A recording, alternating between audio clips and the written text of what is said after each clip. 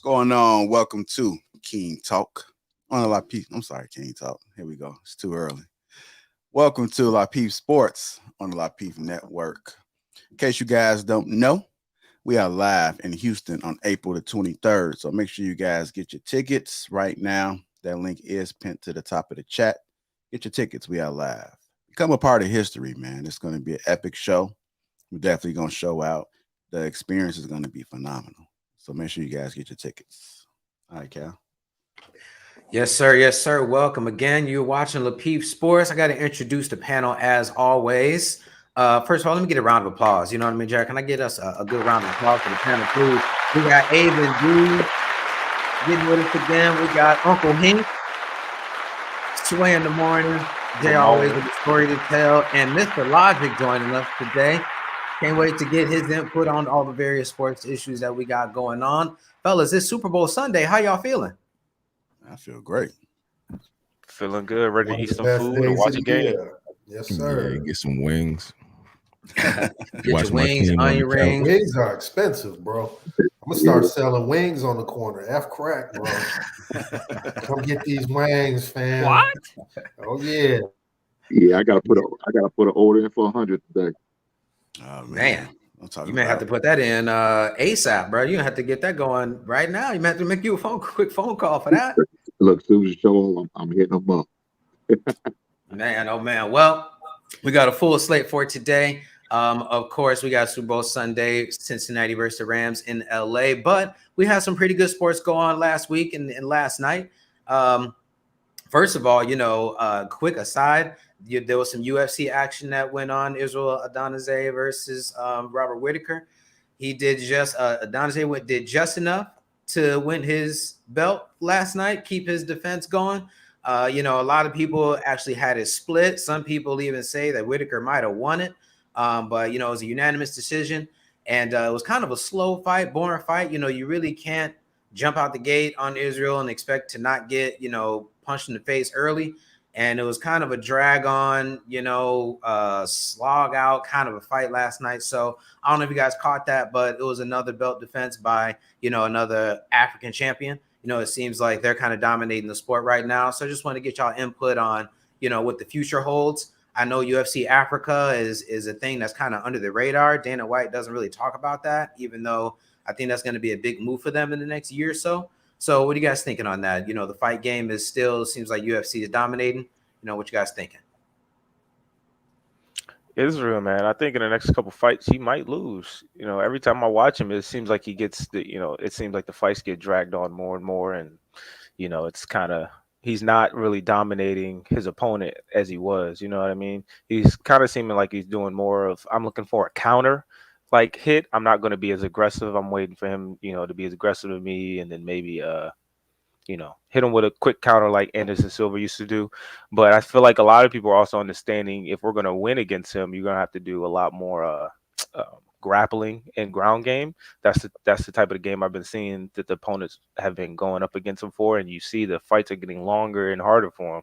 And I'm not sure if he's injured or not, but I know a lot of times that can go under the radar that these fighters, they don't really talk about it, or unless you do your own due diligence as, a fighter or UFC fan. A lot of times they're injured. You're talking about the Africans, going crazy with these belts. But I forget the last guy who just defended his belt, the heavyweight dude that's African as well. He was injured. He was injured going into that fight, and he had both his knees wrapped. Only one knee was injured, but he had both of them wrapped because you never. Francis Ngannou.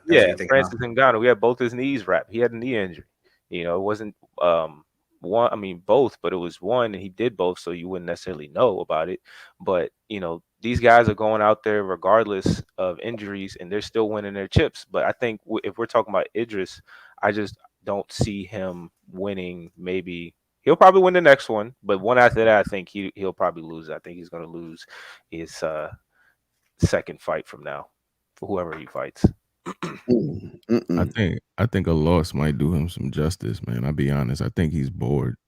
You know what I mean? And he's not putting that highlight real performance on anymore. So I think he just need a quick embarrassment to get back on his A game. You know what I mean? Sometimes that works to your benefit.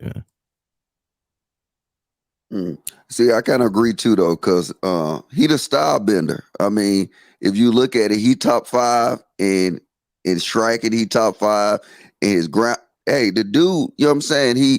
He haven't been pushed, and I think when you see good fighters become really good, you know what I'm saying? A lot of times they take a bad beating, they'll lose, or they push to the limits where, you know what I'm saying, people second guessing him. For so long, I mean, it's just him against the world. And then that's what you're going to get. You're going to get a mediocre performance because, look, he know he's the best. I mean, come on now. Everything he say, I mean, people rolling on it. He's the best. So until somebody actually pushed him, I was looking at the fight last night at the bar. I left because it was boring. And this is the first time I left at a style bender a fight. It was just too boring for me. But I think I saw something in him that now he going to start pushing. And you got to realize this, COVID, he from New Zealand. So, I mean, the C word stuff is still going on strong in New Zealand. You know what I'm saying? It's a whole lot of, they don't have them freedoms that, you know what I'm saying, normally America have. So I think once everything started coming down, we yet to see the best of the style bender. I just wasn't entertained by the dude anymore. I mean, when I first seen him, first couple fights, he was entertaining because he, doing spinning kicks and spinning elbows. Now I was like, man, he's a niche to me. I'm like, man, I'm tired of he's boring. So I didn't partake in his fight at all. Matter of fact, I was more entertained by the two chicks fighting. I mean, it seemed like their fights have been better here lately. I don't know why. But then I guess the girl, she must have retired or something. She just laid the glove down in the middle of the ring. And I was more entertained by that. And then these two fat dudes, they was just prowling. I don't know who they was, dude with the beard with the fang mouthpiece. Man, they was going at it. They fighting like they don't like each other at all. So I was more entertained by that. And then when I seen my man's fight buddy come out, I said, man, I'm tired of watching his ass. I just turned it off. But what do he got to lose, though? See, the thing is like them other guys that you see brawling and they put their bodies on the line. I mean, yeah, they trying to get that bag. The style bender, he got everything to lose. You know what I'm saying? One bad kick, he can break his leg. You know what I'm saying? So I think when you get to that level, you kind of pull back. We saw it in Conor McGregor too. Once he got to that level, he wasn't really just going out doing all that like he used to in his early fights that people enjoyed. But I think that's a smart play. You got to preserve your body. It seemed like he taking a little bit of punishment though in his last two fights. With that, bit of lackadaisical. I don't want to necessarily call it, slower approach or anything, but just when you in there and you so dominant to where you already know you can overcome some of the challenges that other fighters might come against. It seems like sometimes he was taking some punishment that, he could have been dodging, let's say 2-3 years ago. I felt like that with his last fight where he was taking a lot of punches. It seemed like he was inviting the back and forth because it looks like it kind of wakes him up in the fight a little bit. And I feel like the slowness of the fight last night was to Whitaker's benefit because, like Sway said, he's really a master counter puncher and just a master counter kicker and things like that. So you don't want to, try to bum rush him because you're just going to end up getting tagged. So because of that, it ends up being a slow fight. He took him down a couple of times, which is good on points, but we don't necessarily want to watch. I've never wanted to see ground game UFC. I know it's, vital to the sport and being good at being a champion is having a elite ground game. But me watching that, it's always been kind of tough. Like I always want the ref to stand them up. 30-second limit. It should be a 30-second limit on it. If you can't submit or do whatever you need to do in 30 seconds on the ground, stand them up and get them going again, man. I can't sit there they're rolling around on the ground for 2 minutes. I understand the art of jiu-jitsu. I understand how it plays out over 1 or 2 or 3 minutes. Because I mean, if you follow wrestling like high school, college wrestling, not like you know what I'm saying? Like you spend pretty much a lot of time on the mat, you can appreciate that nuance. But for the average consumer, they're not watching for that, man. If you can't get your groundwork done in 30 seconds, stand them up, make them go again, man. I think the UFC is in a weird place because it is a sport that can be seen at it's not necessarily one of those sports where you have to know the game or have played the game. I feel like baseball is one of those things, or maybe even soccer. I feel like if you've never played soccer in your life, you're not going to appreciate the game. If you've never played baseball in your life, you're not going to appreciate baseball. With UFC, you don't need to appreciate or have done it to appreciate it, because you know that shit, they're getting physically harmed. You're like, I don't want to do that. These guys are for real. I'm gonna let them do that. And when you get to the ground game, a lot of people, if you actually been in that scenario, either you were the one grappling or you're gonna grapple, you could understand how draining that can be, like the mental fortitude, just everything that goes into it. And you might appreciate it, you might see them a little bit differently when they're down there for so long. You're thinking like, man, these guys have been fighting for 2 rounds already. In the 3rd round, they have to be exhausted, and then they're just down there. They're down there for so long for a reason. You know what I mean? It's not like they just enjoy being down there. It's not like the other guy wish he couldn't have submitted him already, or the other guy wish he couldn't have gotten up already. It's like they're going through a whole battle on the ground that a lot of people don't appreciate, because they've never been in that scenario. They're never been in a scenario where someone's trying to choke you out or put you in some type of weird submission where it can dislocate your arm or anything. You know what I mean? A lot of people haven't been in that scenario. You can think of a scenario where you've been punched in the face, or you've had to throw your fist up, but never something like that. So I appreciate it a little bit more, because I try to think outside of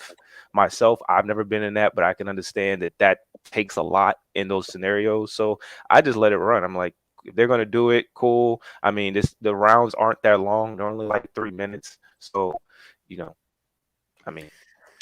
Yeah, I mean, super, I'm definitely a super casual fan of UFC. I don't claim to be a expert in the sport at all. So I think they're also kind of in a weird place, because they are trying to push to a more casual fan and really get out there. So I guess we'll just have to see how it plays out.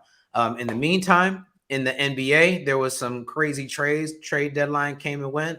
I know that, almost every single team in the East, other than that team in Chicago, made a lot of good moves. And I know the biggest splash of all was the Ben Simmons for James Harden.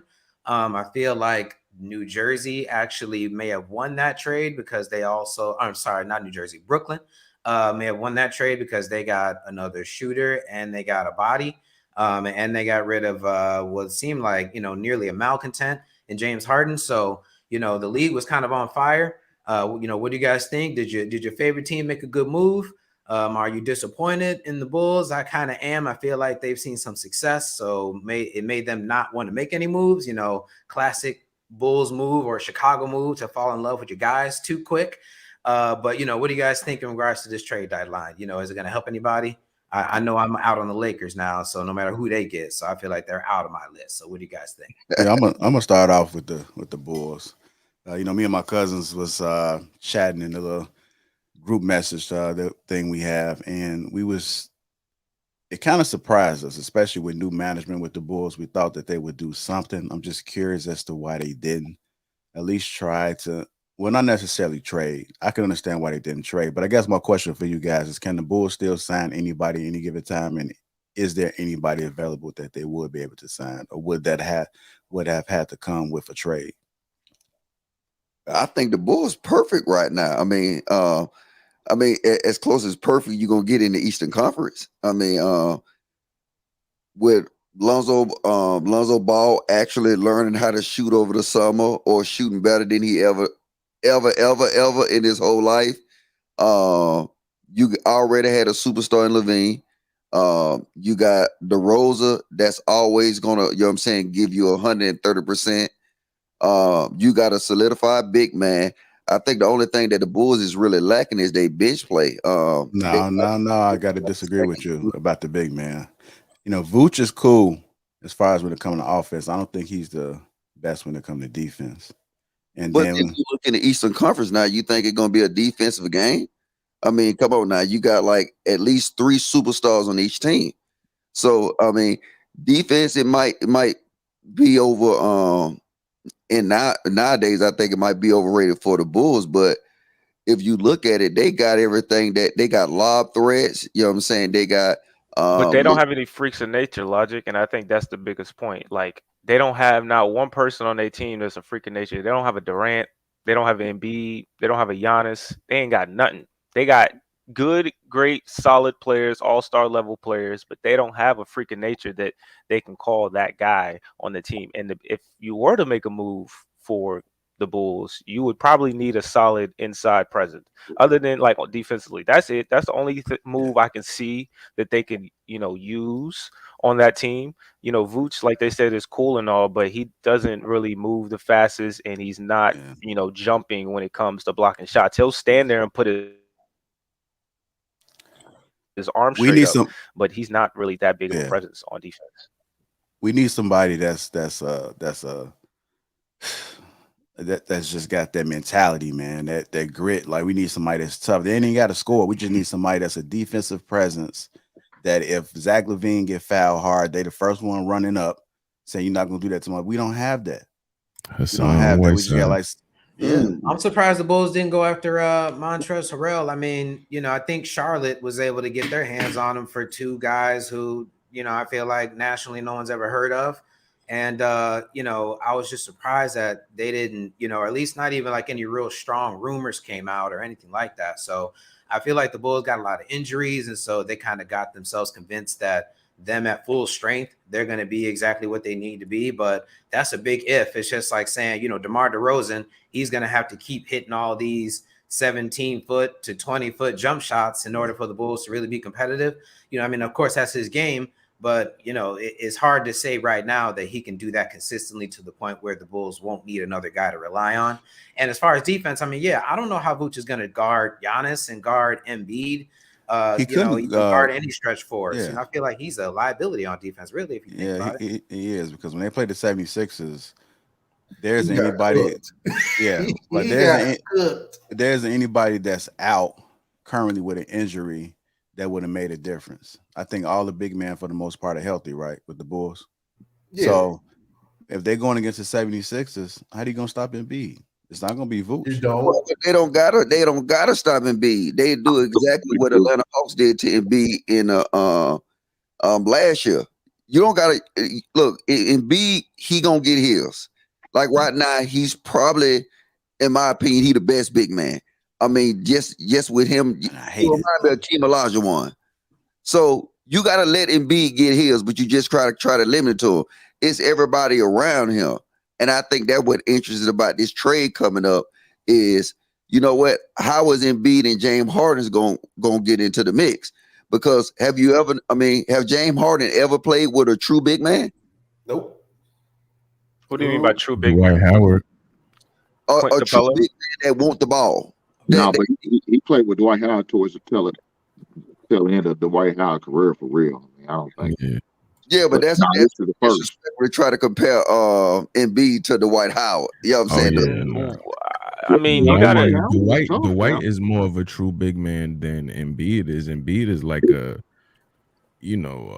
small forward, is 7 feet. Yeah, he's a hybrid. Exactly, he's a hybrid. Yeah, but see, the thing is, he's still gonna want that ball on the block. In order to maximize Joel Embiid, you're gonna get him that ball on the block. You know what I'm saying? That's how you gonna get Embiid scoring.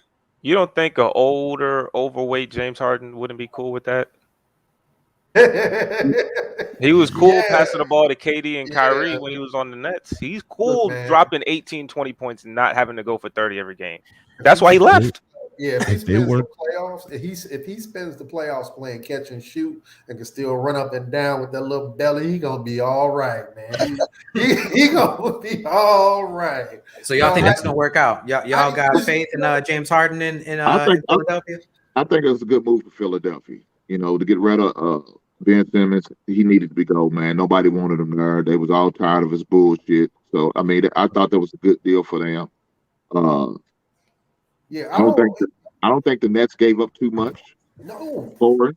I don't. But hey, look, I think the Nets lost this trade, low-key, because here's I'm gonna tell you why. Here's why I think they lost this trade. Kevin Durant is gonna get you your 30 a night. We know that. Just like Embiid is gonna get his, we're gonna allow KD to get his. Who else? And you have to remember, you have a part-time player as your number two. You're almost down and into the play-in tournament right now. Who's putting the ball in the basket, bro?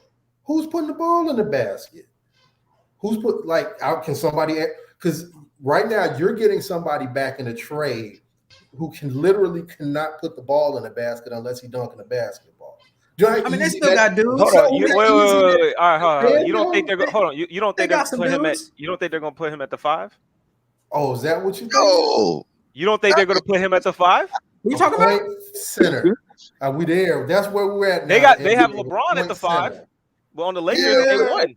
Come on, man. I can't believe you said that. You don't think they're gonna put a young, healthy Ben Simmons at the 5? With Kevin Durant got too much bitch in his blood. But look, man, here's why. In the modern NBA or whatever, right? If you've declared publicly that one of my 5 cannot spread the floor, that makes you very easy to defend. But everybody else can. And that's the greatest thing about it. He was sharing the post with Embiid, but everybody else on the Nets can spread the floor. Everybody else can shoot. If he the only one that can't shoot, he Gucci. I mean, they got Seth Curry now. They still got Joe Harris. They still got Patty Mills. You gotta hope that they Patty Mills will create a shot, but those are catch and shoot guys. I mean, you swing the ball back and forth looking for somebody. If Russell Westbrook can drop 28, 30, whatever it was on the Rockets when they were going small ball, a 6 foot or 6'10" version of him can do that. You're right. That's all I'm saying. A 6'10" Russell Westbrook can definitely play better than he did when they shoot about the same. Come on now. They shoot about the same. I think I'm sleeping though. I think the best Ben Simmons is the unknown Ben Simmons. Is we gonna get a modified version, a shooting version of Ben Simmons like we got with Lonzo Williams? Like, we don't know. It's unknown. Ain't nobody really seen this guy play. He ain't had nothing but time. So I mean, should people expect to see a little bit of improvement on this jump shot? But I think if they don't get improvement on this jump shot, he will be a liability, because if you put him at center going against the centers in the Eastern Conference, you know what I'm saying? You got some legitimate lob threats at center in the Eastern Conference. You know what I'm saying? You got Clint Capella in Atlanta. You got Giannis. You got a lot of different lob threats outside that. I think that's the biggest thing that I want to say that Brooklyn should have went for, because Claxton ain't really that guy. You know what I'm saying? I think they should have went for something like that instead of actually going to Ben Simmons. I think in a big term of things, they're gonna hate that trade. I would have preferred. The Nets only got rid of Paul Millsap and James Harden. Okay, and then guess what? That's big. If somebody got a bad game, right? Because we have seen, you know what I'm saying, them two between Kyrie and Durant, even though they solid, you don't got that third option that, you know what I'm saying, that's full of energy. Like I said, I don't think the Nets gave up a lot to get, Ben Simmons. So I thought it was a good deal for the Nets. As far as Ben Simmons, man, he might come out and try to prove people wrong. What they seen in Philadelphia, just out of spite of Philadelphia, and start taking shots. Who knows? That's what I said. The best Ben Simmons. Watch this. Imagine if Ben Simmons at the start of the second half of the season comes out and starts draining middies and starts knocking down threes. It will be the greatest swindle of the last 50 NBA years. You think he's sandbagging? But it's some pressure. It's a little bit of pressure on him to come out and do that, though. I mean, he got to come out and make it look like he's been doing something in the gym. He got to come out and shoot a jump shot at some point. You know what I mean? If he come out and he's still not shooting, or he wide open 17-footer, and he pass it to somebody, they're gonna be all over Ben Simmons. So I mean, I hope he's been in the gym working on something. I feel like it's a no-win situation. If he goes out and he doesn't shoot and he doesn't contribute offensively, everyone's gonna be like, see, same dude. And if he go out there and turns into Russell Westbrook and not caring about going 0 of 8, 0 of 10 from the field, 0 of 8 for 3 or whatever, then he can't win either way, man. He can't win, bro. Go ahead, Jay. I'm sorry, brother. No, you good. I think the expectations are low for Ben Simmons. Like, nobody's, expecting him. So anything he does, and after seeing this whole thing with Philadelphia play out and see his behavior and his emotions, I'm thinking, what if he purposefully didn't shoot because of the issues he had going on back there? He's like, I'm going to just do my job. I ain't trying to do nothing crazy. I'm not going to take no shot. Like, who knows? Because I'll be honest with you, dog. I have never seen him miss a jump shot in practice and training. You know, I know some of y'all seen the training clips. My man out there looking like a damn 6'10" Steph Curry, yo. So I'm like, I wonder if he was purposefully just being spiteful. And he go to Jersey, but main thing is, I mean Brooklyn, but the main thing is if you can't shoot, put him on ball. We know that he can distribute the ball. We know he can dribble the ball. If he can't shoot, he got plenty of if you play him off the ball, just have the backdoor screens going. Have KD at the top shaking him up, backdoor screen. Nobody's stopping him. He's quick, athletic. Plus, you put him out there with, put Andre Drummond or LaMarcus Aldridge out there with Ben Simmons and KD. And, that way you don't got to really expect Ben Simmons to guard the 5 position. And you still got KD on the floor. Maybe put, another shooter and another defender, and they'd be all right. I mean, Steve Nash supposed to be a good coach, right? This is where he's supposed to shine, get the rotation going. You know what I mean? He got a roster full of veterans who's supposed to know what they're doing, full of talent. You got some shooters. It's really no reason. You got Blake Griffin still on the team. He should be able to give you some minutes to be able to throw at a body or something like that. They should be guarding Giannis and them by committee, if anything. So that way you don't put the pressure on Ben Simmons. All he got to do is defend whoever is the ball handler for the other team and set your guys up to score. That way you ain't even got to shoot no threes if that's the case. So I guess we'll see. We'll see how that plays out. And that'll take us to the topic of the day in regards to status. So former NBA player Lamar Odom, it seems like anytime some of these athletes get out the league, they go straight to reality television or they go straight to, TMZ pretty much, whether it be accidentally or on purpose. But either way, he is currently right now on Big Brother, and he's seeing some controversy because apparently one of the other castmates that he's on there with, who's currently in a relationship, it seems like they've been getting a little too close for the boyfriend's liking. I think her name is Shanna Moakler. And so long story short, in regards to the Big Brother issue, so them two are always talking. They're always kind of being a little handsy. Apparently, she uses a lot of the phrases around Lamar that she uses at home, just like she's talking to her boyfriend at home. And so it's becoming a little bit of an issue to the point where the boyfriend is reconsidering proposing to her. I didn't know that proposing was something that you planned but don't do, but whatever. And so what do you guys think? Does status even matter? Lamar Odom, I think he still has a net worth of about $30 million. So even though he's still kind of going through some issues, and that may not even necessarily be correct, but it's still reported that he's, still really well paid. And even though he's gone through some personal issues with, the Kardashians and with some substance abuse, the man is still very recognizable. He's still 6'10". Clearly, he's still a celebrity of sorts. So, what's a person to do when you see your girl interacting with a man like that? Does the fact that you have millions of dollars too, does that even matter? Does your status within your own right, does that kind of stuff matter? Or is it strictly just circumstantial? What do you guys think? Is he wrong for reconsidering? Is it just healthy flirting and we're just human beings and we need to not be so sensitive? What are you guys thinking? I think he got somebody that works for Wikipedia, though. They like, yo, put 30 mil on there, fam. Put 30 mil on there. You know what I mean? I'm trying to be out here. When I heard that, my jaw dropped. I'm like, I ain't never heard of a former crackhead with $30 billion in the bank, bro. I ain't never heard of that. Like, you gonna burn that all up. Like, you think Whitney had 30 when she checked out, bro? I doubt that. Bro. And Biden handing out free, you know what I mean? So he in trouble, though. But nah, I definitely agree status plays a part. But I think when you look at this particular situation, Lamar Odom and the Shanna Moakler chick, they're almost like fallen stars. You know what I mean? Because I would say like early 2000s, Travis Barker and Shanna Moakler, they were like the it couple. They had their quintessential reality show on MTV, Meet the Barkers. They were it, so anything they wanted, Hollywood was easy for them. Now they're kind of like falling from grace, and there's a connect there.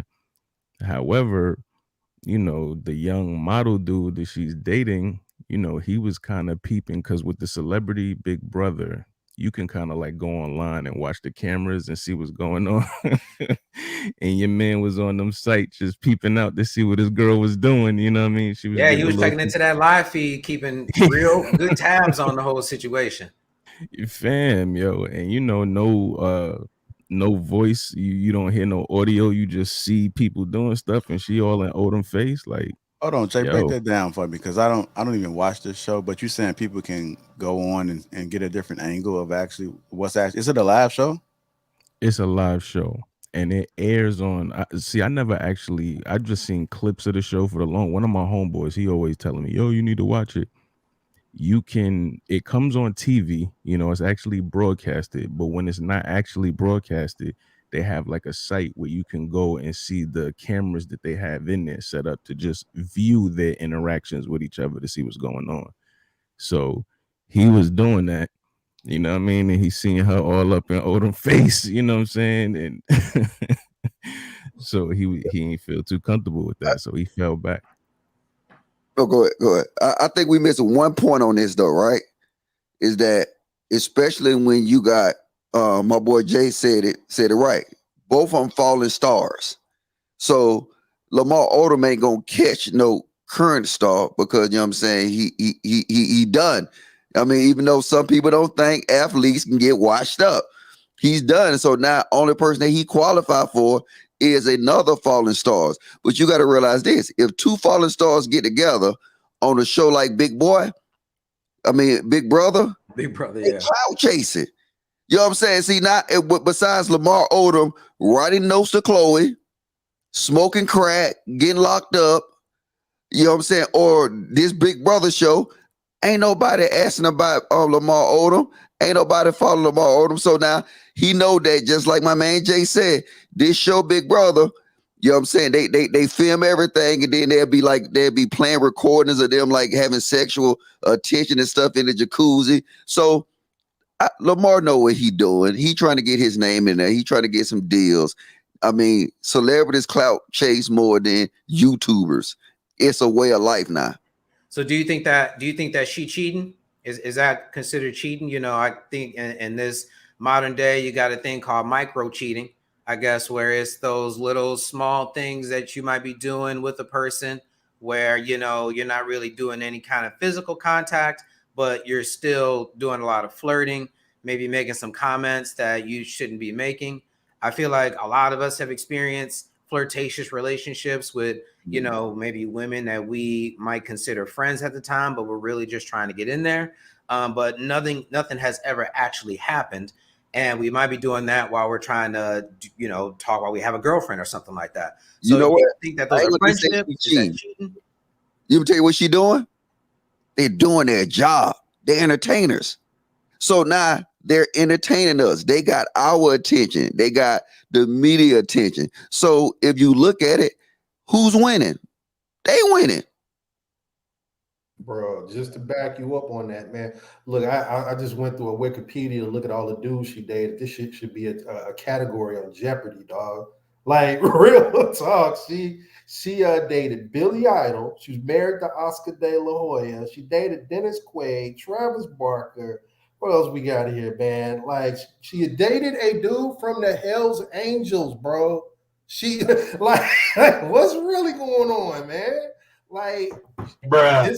This is one of them situations where, you as the red flags probably come out on the first or second date with her. And from what I've seen in pictures on the internet, I'm not going down that road. She's not that cute enough where I'm walking right past them red flags into that little personal hell. No. You can date a Hells Angels member, you different. You real different if you could date somebody from the Hells Angels, bro. And I guarantee you, if you pull up the cast of that Big Brother show and then just analyze it and say who out of this cast that she can get the most clout with date, and I guarantee you it'll be Lamar Odom. Well, look here, man. I don't know why my man is even having second thoughts, man. Leave that hoe at the restaurant. We talked about this shit. Leave her ass at the man. Let her go. Let her be what she gonna be, man. Engagement. No, don't do it, dog. Don't do it. He's fortunate enough to have Wikipedia to tell him all he needs to know. Most regular dudes will never know half this bullshit. You know what I'm saying? Like, this is what we know from Wikipedia. We don't even know about the randos that's not famous. You know, look, she's going into a house with a bunch of former celebrities or current celebrities or whatever you want to call them. They definitely former. Well, former, whatever. Yeah. Has been. There's no way. I would have said, baby, you're not doing this. We're not going to take his check. We're not taking this check. I mean, I don't know how much they're going to pay. We're not taking this. Not if we serious, we're not taking this check. But if you ain't serious, whatever, man. Don't get your money. I wouldn't marry her ass. So now we could piggyback off of that. So, Mr. Lodge, you said that they just doing their job entertaining us, but if we take it a step deeper, in our own lives, everyday lives, I mean, this woman does have a boyfriend, low-key fiance, or at least should be, maybe want to be one day fiance. And, maybe Lamar Odom and they are doing their jobs, but he's at home, just watching all of this. And so, he may not necessarily be in on it like they in on it. Maybe he is, and he just playing it up too. But just in general, what is a person in his position supposed to do? If it's you and you walking through the mall and Lamar Odom coming the other way and he get his eye on your chick and your chick's like, "Ooh, that's Lamar Odom." I mean, what are you supposed to do, as being that dude? Is it something where we should make a big deal about it? What are your thoughts? If you think it's all entertainment, then where does the line from? I'm telling you, it's all for TV. We see it, but like I said, we just the way we operate nowadays is that, you know what I'm saying, the shock and awe. Like I said, to me, I think that these people be planning and stuff. He doing making a big fit about this or whatever. And then, you know what I'm saying, is he younger than she is? He's 28 and she's 46. Yeah, okay, like so now come on now. Look, you gotta think about this. A 20-year-old man complaining about somebody that you already know for the streets, that proves she's for the streets, going on a show that sit here and get views from women proving they for the streets. You know what I'm saying? How many times you watch Big Brother? I don't know if y'all watch it, but I used to, you know what I'm saying? I had kind of watched it a little bit. But how many times you watch that show and then sex sells? This kind of, all this stuff, it sells the show. You know what I'm saying? Like I said, you got a whole bunch of guys that look at sports on the panel right now. We're talking about Big Brother and Lamar Odom. They winning. They doing their job. Like right now, whoever in charge of, you know what I'm saying, making the stories, they won. You got a whole bunch of dudes with beards on the panel, you know what I'm saying, talking about Lamar Odom and smashing some washed up chick in a hot pool. I mean, see, they won. We winning. Sway ain't got no beard, but he's getting there. He got a chin. Okay, there you go, baby. But to add context to the situation, so if you know her ex-husband is dating the Kardashian, Kourtney. I think it's Kourtney. Yeah, Travis Barker and Kourtney Kardashian. Yeah, Kourtney. All right. So essentially, this model dude is almost like arm candy for her. You know how it goes. You are hurt, like what Kanye's doing.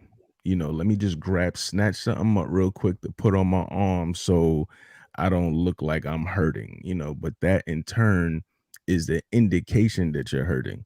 You know what I mean? So she snatched this dude up. So when he realized that he was strictly arm candy, he just went out there and started doing his thing. He just started cheating on her. Like, yo, hey, it is what it is. I'm going to do me.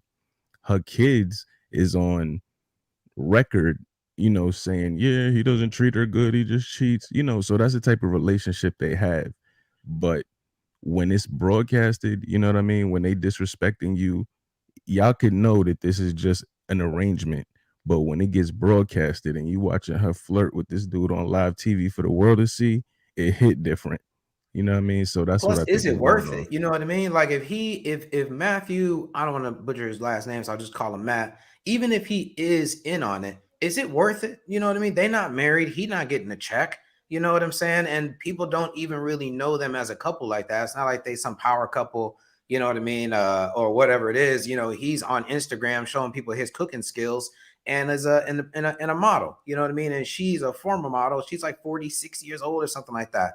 You know, not to say that there's anything wrong with being at, you know, level 46 in your life, but no one knows who they are. I really feel like of all of the whole cast of the Big Brother, she might be one of the least known people of the whole cast.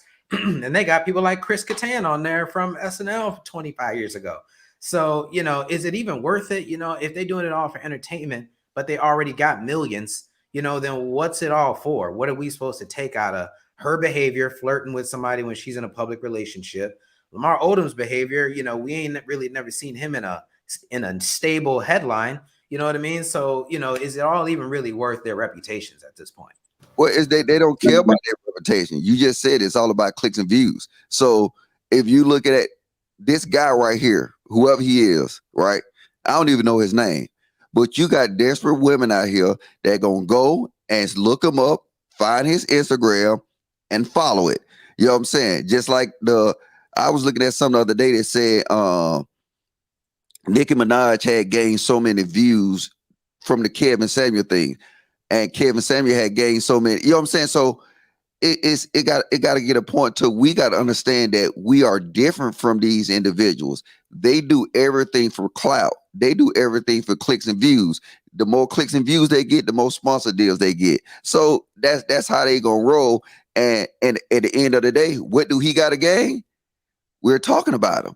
You know what I'm saying? Some little old desperate housewife right now is checking for his IG page. And as we talk about him, as the Big Brother scenes with Lamar and old girl heat up, and he keep doing what he doing, all of them gaining, all of them winning.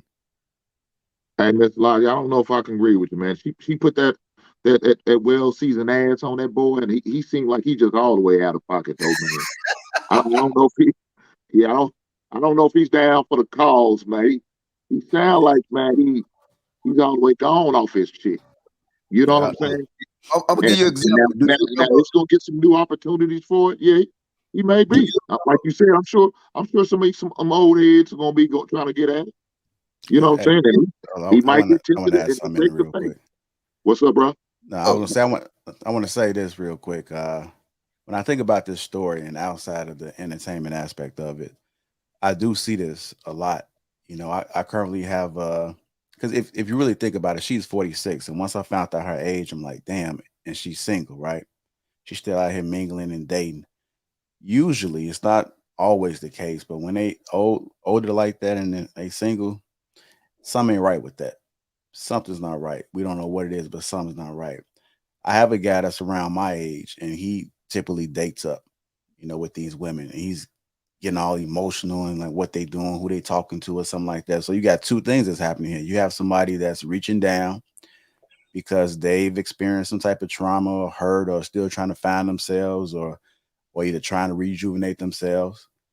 Typically high earners, right? Or people that if they're not high earners, then they just come with a lot of baggage. It's either or. And then you have that young man that feels like he's on, oh man, I got a 52-year-old, man. She got her own, she got this, she got that. And he's hurting too. Because I'm sitting here saying, dude, you shouldn't be worried about what she doing. She should be worried about what you doing. But because you don't have too much going on, you sitting around chasing her, watching her. Like you wasted too much time, too much energy into what it is that she got going on. And it's kind of similar to the situation that we're talking about. Like this guy is like, what is he doing right now? Yeah, he does have his own money, but I think one of the things we were discussing earlier does money make a difference for you? You know, go ahead. I'm sorry. JR, you know something? It's like what y'all talked about on Thursday. Dude may be sprung. He may be sprung off his chick, man, and just can't think straight. He just all the way out of pocket to the point. Let me tell you this, man. If my significant other, the girl I'm dealing with, was on that show, I wouldn't want to see the after hours because I wouldn't want to know what's going on. Truth be told, I'm not going to worry about it like that, man. If it's gonna happen, it's gonna happen. Ain't nothing I can do about it. I don't want to see it. It's bad enough that I'm thinking it, but then I gotta witness it. Hell no, it's gonna take me to a whole new level. I ain't with man. I wouldn't be watching it if I was little buddy. I wouldn't watch another episode. Now that you know that it could be possible something going, I wouldn't watch another episode, dog. Not another one. Plus, I think that when we were talking about it's all about the views and clicks and whatnot. It's a lot of average Joes out here trying to get their social media popping, and they're doing things for clicks and views and whatnot too. So again, when it comes to our personal lives, especially the younger generation, where you might meet a woman and she want to get her Instagram up to 100,000 views or whatever it is. So what does a person do with a significant other like that, who's they're trying to get next to somebody, that way they can get their views up? They're trying to be rumored to be cheating or dating with, what I mean? Oh, Chris Brown was in my DMs the other day. You know what I mean? LeBron James, it was a woman talking about LeBron James was in her DMs a couple months ago. That kind of disappeared out of thin air. You know what I mean? So there's more and more out there where there's athletes who are checking for various Instagram women and OnlyFans women. And, you would imagine that not every single one of them is just trying to smash. One or two of them got to be looking for a girlfriend. And yet they all got to deal with this, where you have to worry about the next man and their status, worry about the next, Instagram post being, something other than an authentic share. So I feel like it impacts people more than just what Big Brother is showing. It might be a Lamar Odom thing, but in the larger grand scheme of things, online is making it where maybe status doesn't matter. It's really more about just the view. Hey, she has her OnlyFans. I'll tell you this. If you ladies want to get y'all views and likes up, reach out to @Mr. Logic Dirt Diggler down low. He gonna get you right. Hey, look. Yeah, hey, y'all got my IG. It's in the description. Look, hey, honestly, I just want to pose this question to the panel though. In the big scheme of things, just really look at it from this. If you ask yourself, why do these superstars mess with chicks like Nicki Minaj when you see some of the baddest women in the clubs? You know what I'm saying? They would almost lower their standards for these superstars, because if you had all the sex, you got all the drugs, you got all the cars, you got all the money, the only thing you have to chase is clout.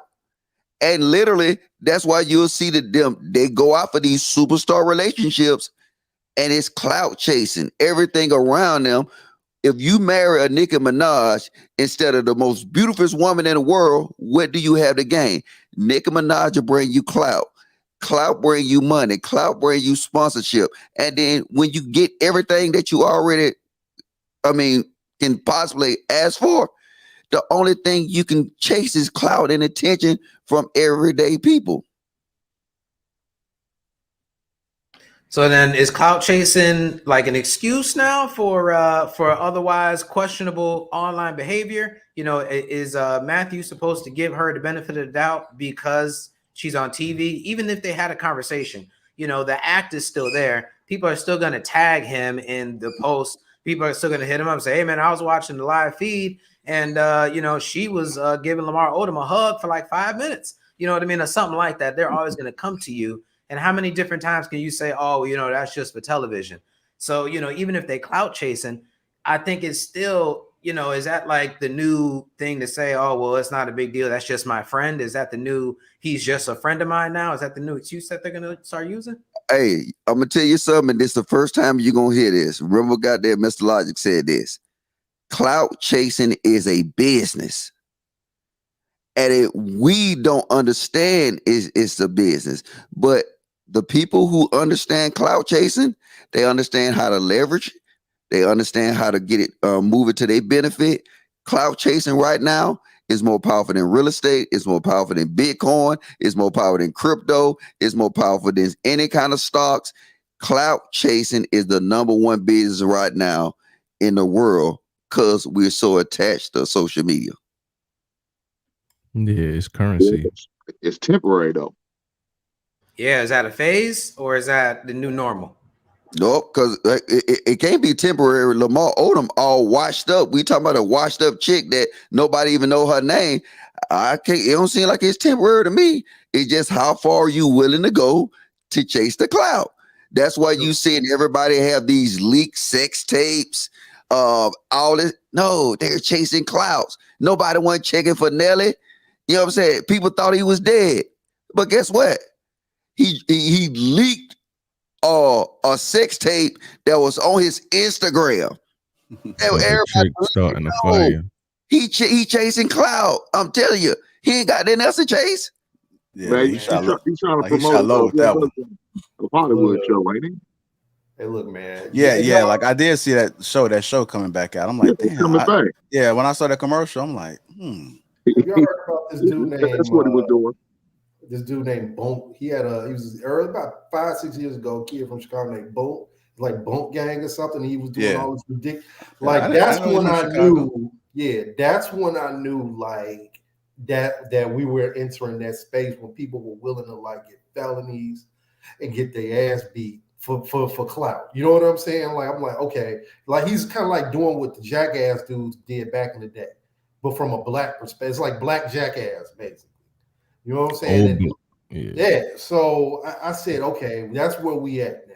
That's really where we at now, where it was like, okay, you know, we're going to do the most socially repugnant things we can do in public and hope someone pays attention to me so I can leverage it into views and leverage it into profits. That's when I was like, yeah, we're there now. Here's the thing, it manifests in how we date now. Here's the crazy thing. I think every man, especially every man under the age of 40, should assume that there's videotape of the girl that they with doing nasty things on some other man's phone. It is what it is. This is where we at now, bro. Like, I know that ruined your Sunday morning with your bae this morning, just hearing that, but I want you to think on that real deeply, because that is normalized now, bro. It's normalized. Like, you can walk into the other room right now and be like, hey, is this true? She gonna probably lie about it, but that look gonna make you uncomfortable. That's where we're at now, man. Clout chasing and attention seeking is currency. And people, I think, born pre-1990 are just hella uncomfortable with it, man. I really do. I'm gonna give you an example of the power of clout, right? Everybody see that Kevin Samuels and Nicki Minaj little debacle, whatever had happened, right? Think about this. But Kevin Samuels was right by giving her a 9. Even though I didn't see chicks on his panel that looked bad at Nicki Minaj. But he gave Nicki Minaj a 9 because it's innate in us right now that clout is something that we can judge. So if you add Nicki Minaj clout, she is a 9. She probably a 10. So I don't know if he went into the details of it, but he was right giving her a 9 because today's age, we judge off of clout, and Nicki Minaj got the clout. So that's why she went in my opinion, from a 5 to a 9. So let me ask y'all a question. So if he gave her a 6, isn't it incumbent on some of these athletes, especially, to not be like the victim of clout chasing? You know what I mean? Because a lot of these women will go strictly after the athlete, and then, you know, they pretty much bragging throughout their whole social media that they're with this person. I mean, Brittany Renner's, you know, kind of did it with the man she had a baby with. And so I feel like, is there any responsibility on Lamar Odom or people in his position? It seems like it's always black men, athletes, and entertainers who are the person who has the clout being chased off. Like, you know, Kyle, they wanted to, bro. You don't think like a lot of these athletes in their mind, like, well, number one, she understands me because she's famous. Number two, like, a dude dating a more famous female, you know, whether she's in music or sports, helps him. Now he's available in front of more eyes, maybe get more endorsement deals. Well, I mean, what was one that was with the Kardashian? Tristan Thompson? Like, he's probably gonna get a buyout to be on somebody's roster just because people know his name. You know what I mean? Like, he might not even be participating, you know what I'm saying, fully in basketball at this point anymore. But someone in some GM's office, like, what is Tristan Thompson doing these days? Why? Because he's in our national consciousness. If he was random dude from Auburn, number 7 or whatever, nobody would even thought of him, man. JR, you was asking that question. You were saying if he would have gave Nicki Minaj a 6. That question you was about to ask? Yeah. The question I was asking is if you would have gave her a 6, what would be different from the response from the whole entire world? If he gave her a 6, he rated her a 6 on that laugh show, what would be the difference right now? The difference Her is response to it. oh, I'm sorry. Yeah, like her response and from everybody else. See, her response to him giving her something lower than she thought she was would have prompted that entire interview to go differently. You know what I mean? Because based on his answer, told her where he wanted the interview to go. So if he would have just went out there with a 6, slapped that high joker, it would have changed her whole energy. And then it would have went different. She might actually be a 9 to him, though. Have we considered that? Like, everybody's saying that number is manufactured, but have you seen him with any women that don't look like that? But You we're only going by man. his metric. He gave Beyonce an 8. Now, any man that's blind, that's cross-eyed. Hold on, but he said Beyonce now when she's 40 something. She said Beyonce prime is a 10. If you actually listen to him. And then they saying in the chat too, and I think I do recall that he rated her face a 9. Yeah, he rated her face a 9. I thought he was going to rate it an 8. I thought he was going to put it at the Beyonce level an 8, but he said a 9, probably because she's younger, and he's thinking of Kelly Rowland. Well, he said because of the structure of her face, Yeah, but like when she's 40 something, she's definitely going down a level. I could tell that much. But he said all that face symmetry and stuff like that. Would he really wanted to say, I'm gonna give you clout points? Look, because he's in her face. Y'all gotta understand, if he was in front of Beyonce's face, he would have gave her 9 too. But you can say anything to anybody when you ain't on there. We gotta understand the power of social media. It's clout. And I'm not mad at the man for doing it. You gotta do what you gotta do. It's not about no truth no more. It's about clout. This is 2021 is the age, 2022 is the age of clout. People who succeed, they clout. Everybody else who stays on the truth, they fail. You got to tell people what they want to hear. So then if it's not financial, or is it financial in terms of what's the ultimate measurement of if someone has the clout that's worthy to chase?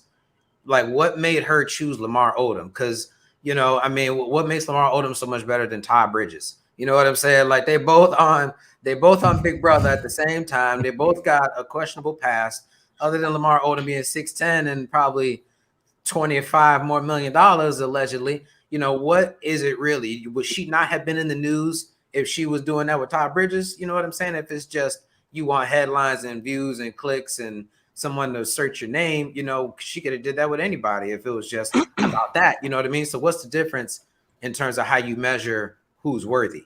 Is it always just the athlete in the room, go straight for the football player, the basketball player, the rapper, or what is status? Status. Todd Bridges is associated with different strokes. What you talking about, Willis? Lamar Odom is associated with the NBA, the Lakers, yeah, the Kardashians, the Lakers, Kobe Bryant. You know what I mean? So that network, you know what I'm saying? Gary Coleman is gone. Mr. What was the white dude that adopted them? You know what I mean? Like the network, the Mr. Lamar Drummond. Odom, Mr. Drummond, exactly, Mr. Drummond. The association and the network that Lamar Odom has or possibly has at his disposal is much more, worthy than Willis. What you talking about? Plus Lamar Odom's the most relevant person on there. On that roster, seems like. I mean, I got some names on there that you would I feel like America at large would know. You know what I mean? It's a whole lot of randoms. Lamar Odom is on a clout tour, man. I mean, as far as the most newest person, wasn't he just on like Dancing with the Stars or something? He was like Lamar. I said, wasn't Lamar Odom on some dance show, or he was doing something recently? He was fighting the Disney. He was in the boxing with the Disney dude. What's his name? Man? You know what I'm talking about? The little brother to the NSYNC guy. Like, fam, you fighting a 5'6" bleach blonde white kid, you 6'10". Like this was a real sanctioned And fight, basketball bro. shorts that don't fit. Hey, well, I'm gonna throw this at y'all, man, because I don't think y'all understand clout as a business. Just use the Tampa Bay Bucks, right? Use Evans and Brown, right? Brown is a better player. Brown makes more money. Not Brown. Evans a better player. Evans makes the most money, but Evans is missing the concept of clout. Antonio Brown is a better entity because he brings clout. And clout is a business. It brings money. It doesn't matter about, you know what I'm saying, the power and stuff like that. You got some people like Jimmy Butler. You know what I'm saying? If he right now in the metaverse, Lamar Odom got more pull in the metaverse than Jimmy Butler, and he's currently playing. But he don't garner that attention. It's about clout. It's about clicks and views. That equals business, and business equals money. So now you got attention, money, and business at the same time. That's all these guys want. So where does that leave the traditional relationship? You know, how is a man like Matthew supposed to court, you know, a woman like that? Let's say she was 26 instead of 46, and she was, you know, still a baddie, but everything else was the same. She's still clout chasing. She's still Instagramming. She's still got all these thirst trap pictures, all that kind of stuff. What's a man with his own resources? I mean, the man does have, you know, somewhere like $5 million to his name. And, you know, that's not, you know, that's not the worst amount of money to have as a man with no children, a model, you know what I mean, with no real sketchy history. So what is he supposed to do? You know, there's only more women like that in the world who are younger and way less experienced. So, I mean, what is a man in his position really supposed to do? Nothing. He can't build his clout up or move on. You know what I'm saying? You gotta think about how many athletes in the league right now that we know nothing about their spouses. We know nothing about their wives. That's almost 75% of the league. We all know the 25% that's dating superstars, that's dating thoughts. You know what I'm saying? I mean, that's society. We can't put a blinder on to it. I mean, tell me, Steph Curry's wife. Do he got a wife? Ain't nobody. Steph we know Curry's Steph Curry, wife or Seth Curry? No, Seth, not Steph. Seth Curry. I think his brother? Seth Curry, isn't that Doc Rivers' daughter? I want to say it's Seth Curry's wife. He may not be a good example, you know, but we feel you though. I mean, in general, these wives do got to step back, you know what I mean? But is that even a practical request? You know, I mean, feel like we're just using a bad example with this it guy. seems like wives are expected to be online just so they want their own brands now too. You know what I mean? Is that even a reasonable expectation for the young wife of an NFL player or NBA player to, you know, be Savannah James and be like this mysterious figure? More than likely, they trying to get their Instagram up too and get their own clout going. Is that not where the world is going to? So to answer your first question in regards to what should a regular dude like Matthew do, I think people have to, a person like Matthew, I personally think he ended up with her because, you know, back when he was probably 12 to 14 years old, when he had the cherry face and no muscles, that was his, you know, oh, if I ever get the chance to be with her, you know, so this was a conquest. And I noticed that like a lot of young guys that'll have the opportunity to be with their older kind of, you know, dream woman, they turn a conquest into a relationship. Like this is just somebody you admired that you had a crush on when you were younger. You know what I mean? Kind of like Alcina, you know what I mean? August Alcina. That was his childhood like crush. He's seen it in movies and he really thought that they was about to have a relationship. Like, nah, bro, this is a conquest. Take it for what it is. Y'all not about to be together. This ain't about to be no happy ending. Like, get that out your head. And I think that's the situation with this. It's just my opinion on the Matthew dude. He was young, saw Meet the Barkers. He was like, damn, man, she's beautiful, you know. And then he got her after she got wrung out like a dish rag. And he's like, who is this?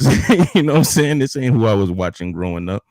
But, you know, He tried to turn it into a relationship. Like, yeah, that happened to Alex Rodriguez and Jennifer Lopez. You know, he always used to say that she was like a dream girl for him, and you know, even that didn't work out. So, you know, I mean, maybe because I'm always figuring it must be financial. Whoever got the biggest bank gonna take the girl.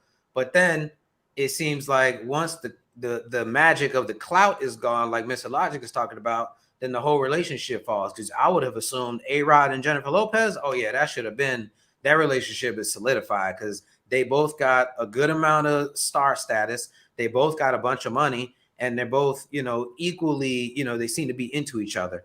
And even that didn't work out. I feel like she went back to Ben Affleck, and I don't know who has more money between Alex Rodriguez and Ben Affleck, but my knee-jerk reaction is to assume A-Rod got more money. He got, you know, $100 million Yankee contracts, and I'm sure he's still making money some kind of way. But in that case, you know, I don't even know if Jennifer Lopez and Ben Affleck are still together, but she left that, you know, to looks like keep her name in the news. So even a guy like that really can't hold on to a woman. So it just makes me wonder, what is the measurable? What's the difference between these two men? Man, little buddy, you just stick and move, man.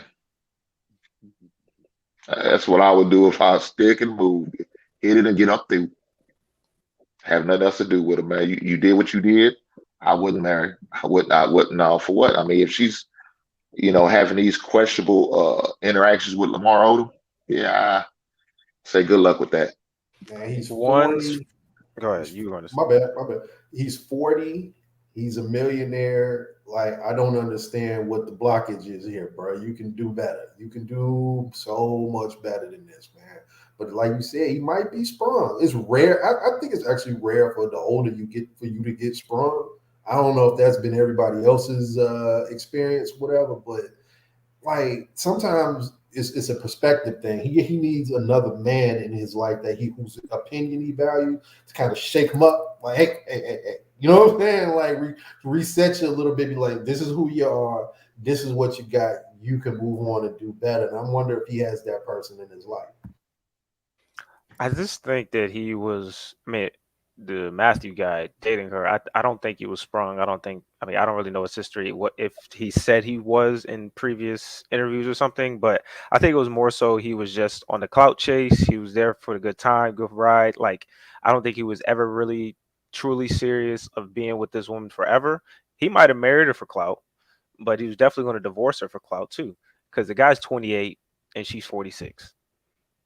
You know what I mean? And you asked I'm the not sure if difference. they're married. I don't think they're married. No. But he was talking about not going He's through with the reconsidering proposal. proposing, but yeah, Yeah. I mean, yeah. And like, would have divorced her for the same I reason. think he's just there until, you know, he's established and he's ready to settle down with his own chick. And he said he has time. He's 28. And I think the whole Lamar Odom difference between him is Lamar 6'10", more clout, and he's 42. So it looks less sad that she would be talking to Lamar than this kid. You know what I mean? So for her to switch up and go for Lamar is a no-brainer, especially if you're talking about her whole public image and appearance. Is like she has a boy toy, or she can get a guy that's closer to her age and is trying to rehabilitate his life, and then you can work the clout chase through that way. You know what I mean? Instead of working with this boy toy. And so I think the boy toy just got upset and he didn't want to be disrespected publicly. You know what I mean? He was like, we can have this, like, you can use me whenever you use me, and I'll still talk to other girls. But once it got to the point where he was publicly getting played and like his friends can see it, his family can see it, it's like, fuck that. I ain't about to be on, you know what I mean? He basically is now backtracking and trying to help his own public image so he doesn't look like a clown. You know what I mean? So I don't think it's as deep as he sprung over the chick.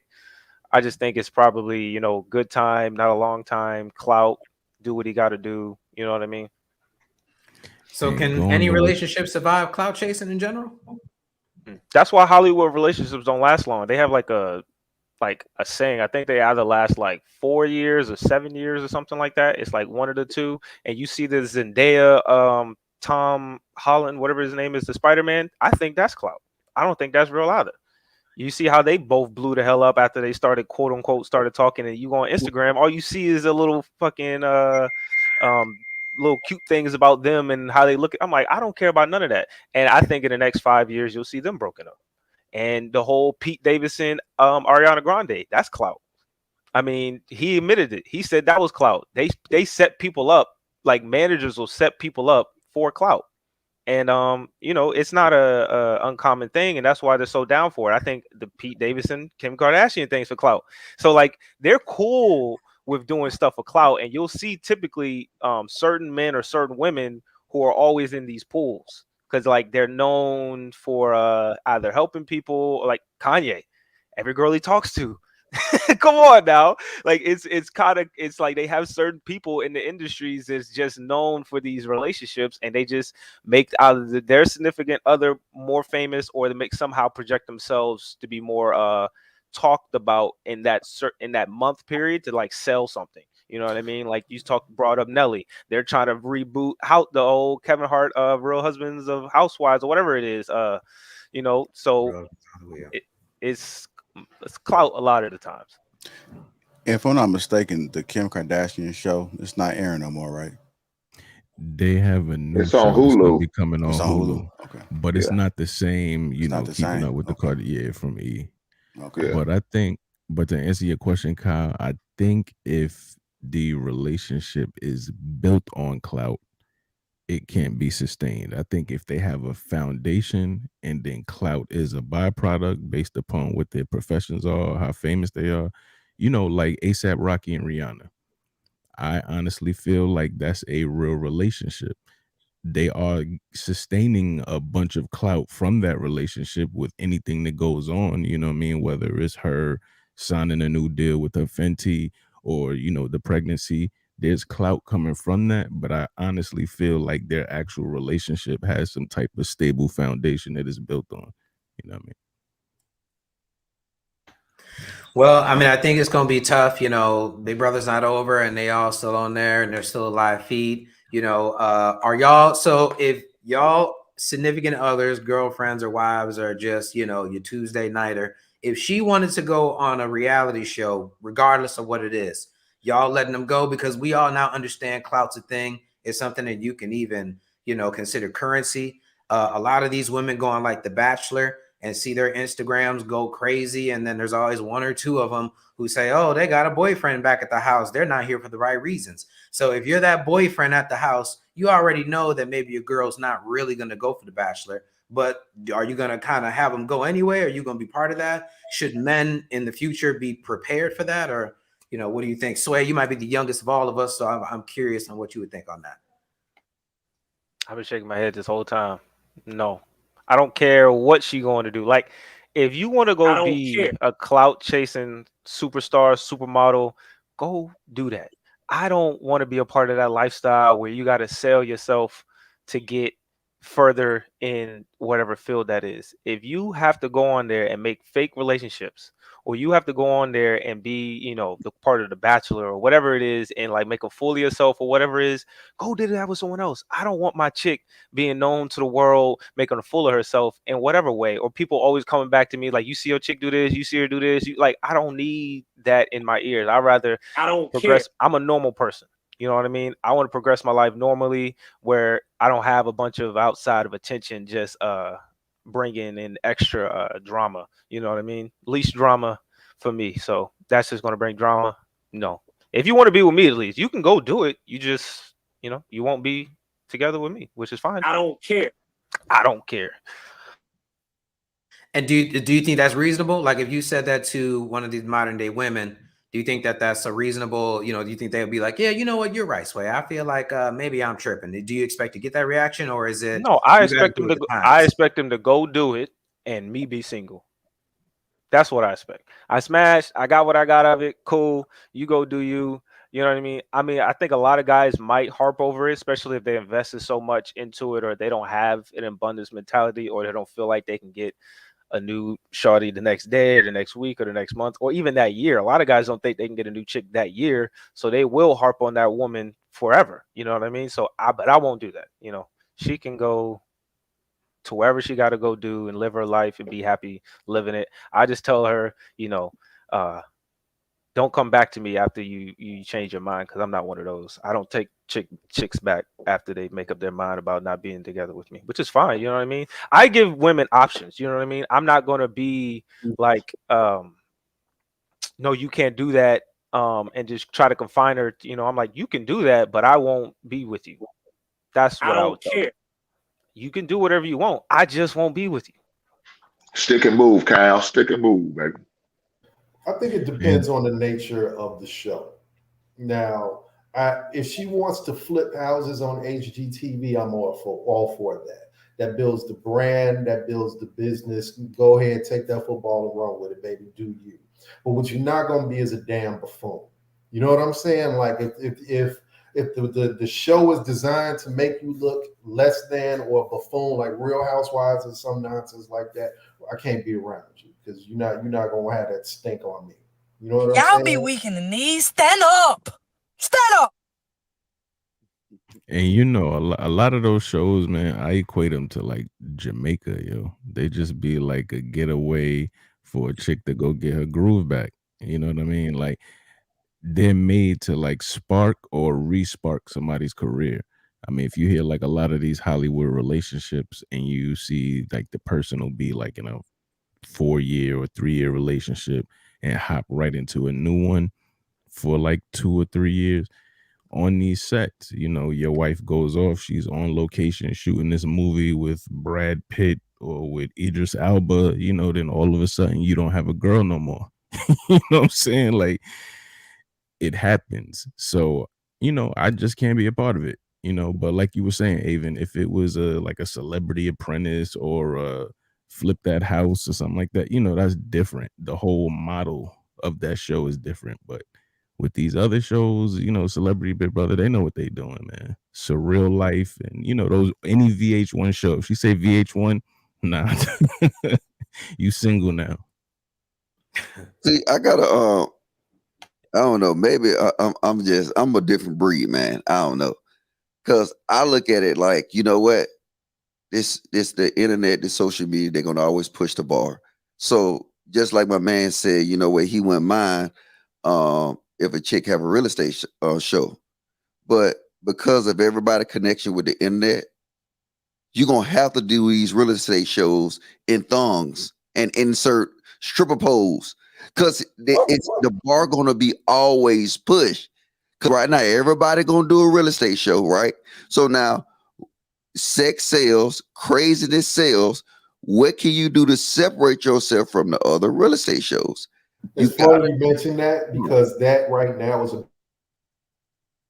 Oh, you muted, bro. My bad. I said it's funny you mentioned that. That plays a big factor now in a lot of realtors' business now, man. Like like 5 years ago, most realtors didn't have an Instagram page. Now, if you don't have one, you're working at a deficit. And it's become more of like a personality thing where the beautiful do well and the not so beautiful just kind of catch up. You know what I'm saying? Like it's very prominent in the real estate industry. Yeah, I'm gonna add on to that real quick, Logic.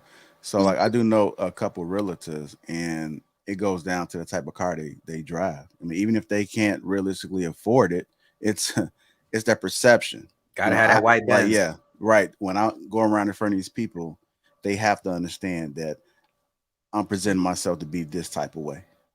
Mm-hmm. I have to have this car. You know, that's why you see them when they pull up, they always in these nice cars because it plays along. It's all part of that clout chase.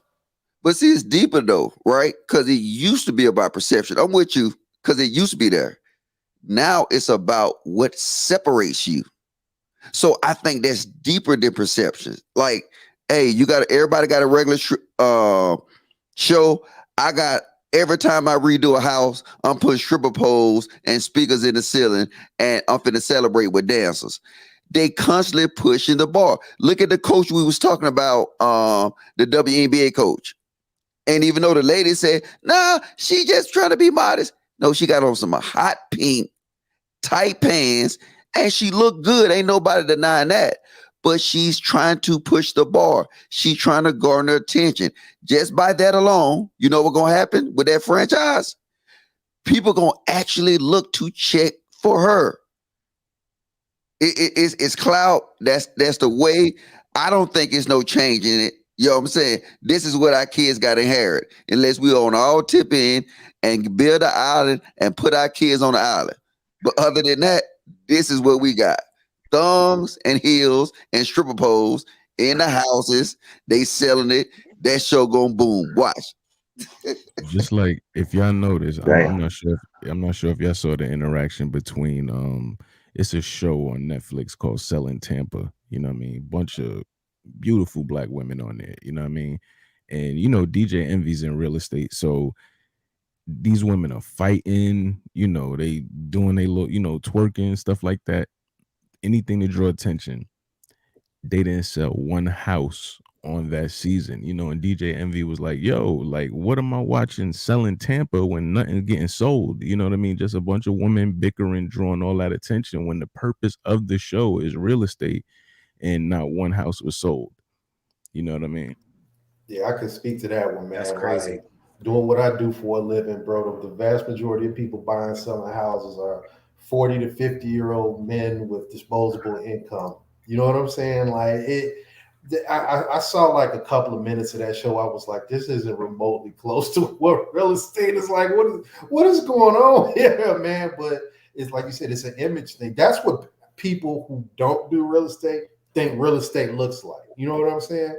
Like I had a guy about a year ago that I worked with or whatever. I used to show up to like houses and work sites with the blazer or like the sport coat. He was like, ain't no offices out here, bro. What is you doing? You know what I mean? He was trying to tell me you don't have to do all that to be, doing the business. And so it's a facade, man. It's a straight up facade. The question is, would you be okay with your significant other, your partner, or your lover, whatever? Man, like just clout chasing in general, you know what I mean? It may not even necessarily have to be like showing their bodies, but just in general, like you understand. I feel like there's like marketing. There's the word marketing, and then there's the word clout chasing. And so I'm just curious: is there a difference? You know what I mean? As the years go on, as things become, more exposed and more innuendos, and we're desensitized to a lot of new stuff. Is marketing just clout chasing now, and whatever shocks and gets the views up is what we're supposed to value? Or at what point are we still supposed to rest on any kind of morals or values or whatever it might be? Well, first, I wouldn't want to deal with no woman like that anyway, period. Not at all.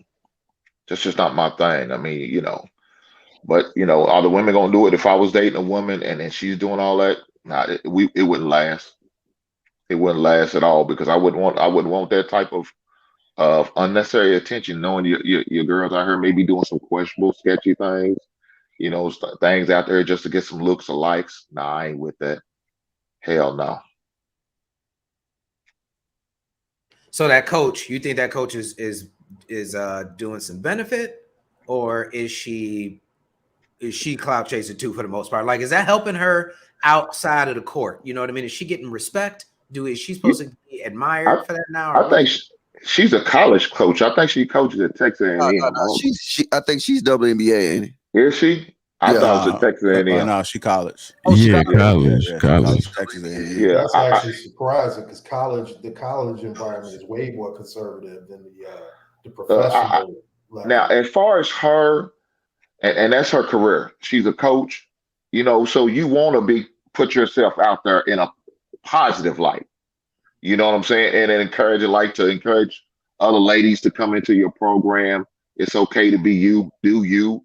You know what I'm saying? So I understand that. But as far as her going the extra mile, and doing certain things, I don't have no issue with how she dressed. I think she's sexy as hell the way she dressed. I'm cool with it. I don't have no problem with it. But issue, it's the same thing we see with these college coaches that try to do these hip hop dances, and they try to do. Have you seen these promos for the Oregon girls team? If you see it, right, damn well these college coaches don't know nothing about no future, but they understand the game. They understand that they gotta chase that type of clout because it garners attention, and even that might be the thing that defines whether this recruit come to your school or not. Oh, my coach was rapping future lyrics, right? So it's all about chasing clout. And in this day and age, you haven't seen it. I mean, the end of it gonna go to the extreme that you gonna see, you know what I'm saying, some of these college coaches wearing chains and stuff like that. They gonna have big diamond earrings because it's not about what's real. It's about how to chase clout, how to garner that attention from the public, and how to, you know what I'm saying, garner the attention from the recruits or whatever. But if they go into that extreme, though, I'm not going to take that guy serious or that lady serious anyway. If you go into that extreme, like what you just described, a lot, I'm not going to take them serious. And my son and my daughter, no, we won't be going there. I mean, they're going to turnover chains now. Hey, look, I know, I can imagine that, but I'm not going to take them serious. I'm gonna just say, that's just me. Now, it's going to be my son's choice, right? So he's going to have to discern whether to take that coach serious or not. That's going to be his choice. But I'm going to educate and teach my son, hey, I don't know about that, bro. But you got to realize this, though. This is what I think we're missing. This is a new age. And I think all of us probably, you know what I'm saying, besides Sway, is right in the same age group. When we was coming up, we called a crackhead. Modern day, a crackhead is not cool. Ooh, there she go. See, look at her. That Tammy shit. God damn. That's how we going to knock her Ain't from being shit wrong with that, dog. Oatmeal, bro. She I'm ain't all wearing for nothing it. crazy. That's Boy, just some good sticking to eating the right bowl there. of oatmeal, man. Stallion right there. That's good eating, man. I don't know what you talking about, Logic. Solidify the point, right? If That's she good would have did this 20 years ago, it would have been an outrage by the administration. She would have been suspended. You know what I'm saying? But nowadays, smoking crack is cool. You know what I'm saying? Remember back when we was coming up, if you was I don't know about it's cool, man. I don't know if smoking crack was ever cool, bro. It's cool now. It's cool in Atlanta. It's cool in Atlanta. I understand. It's cool on all these. Y'all in Chicago, you know what I'm saying? Y'all got them kids. They popping bottles and all that. Come on now, it's cool. You know what I'm saying? I'm in Kentucky. They pill popping, baby. Okay, that is right. Remember when we was coming up, right? Didn't nobody want nobody that was for the streets. Now you gotta be for the streets to get some of these dudes. They don't want nobody else unless you got 1 million bodies. You know what I'm saying? And whether you want to believe it or not, Joel Embiid said he wanted to drink Rihanna bath water. And then she done been with everybody in the industry. She got scars on her face from Chris Brown. You know what I'm saying? That this successful man ain't even from America, sit here and he'll put himself out there, and it's a million other ones bad. This is the age of clout. If you don't chase that clout, man, I'm telling you, y'all got to give the program out. Look, you remember that show y'all did back in the day? What'd you say? You remember that show y'all did about some of them cats came up and talking about they would want to be with Amber Rose? Yeah. I don't know if y'all remember that show or not, but Mr. Logic, you right. There was some cats, average dudes, just come up to talk about they want to be with Amber Rose, and you was acting silly, talking crazy if you didn't want to be with her. I'll be damned. Y'all could have Amber Rose nasty ass. Look, you can go to in Atlanta, man. It's a spot called Justin's. Who place that is? Puffy Place, Puffy little restaurants, right?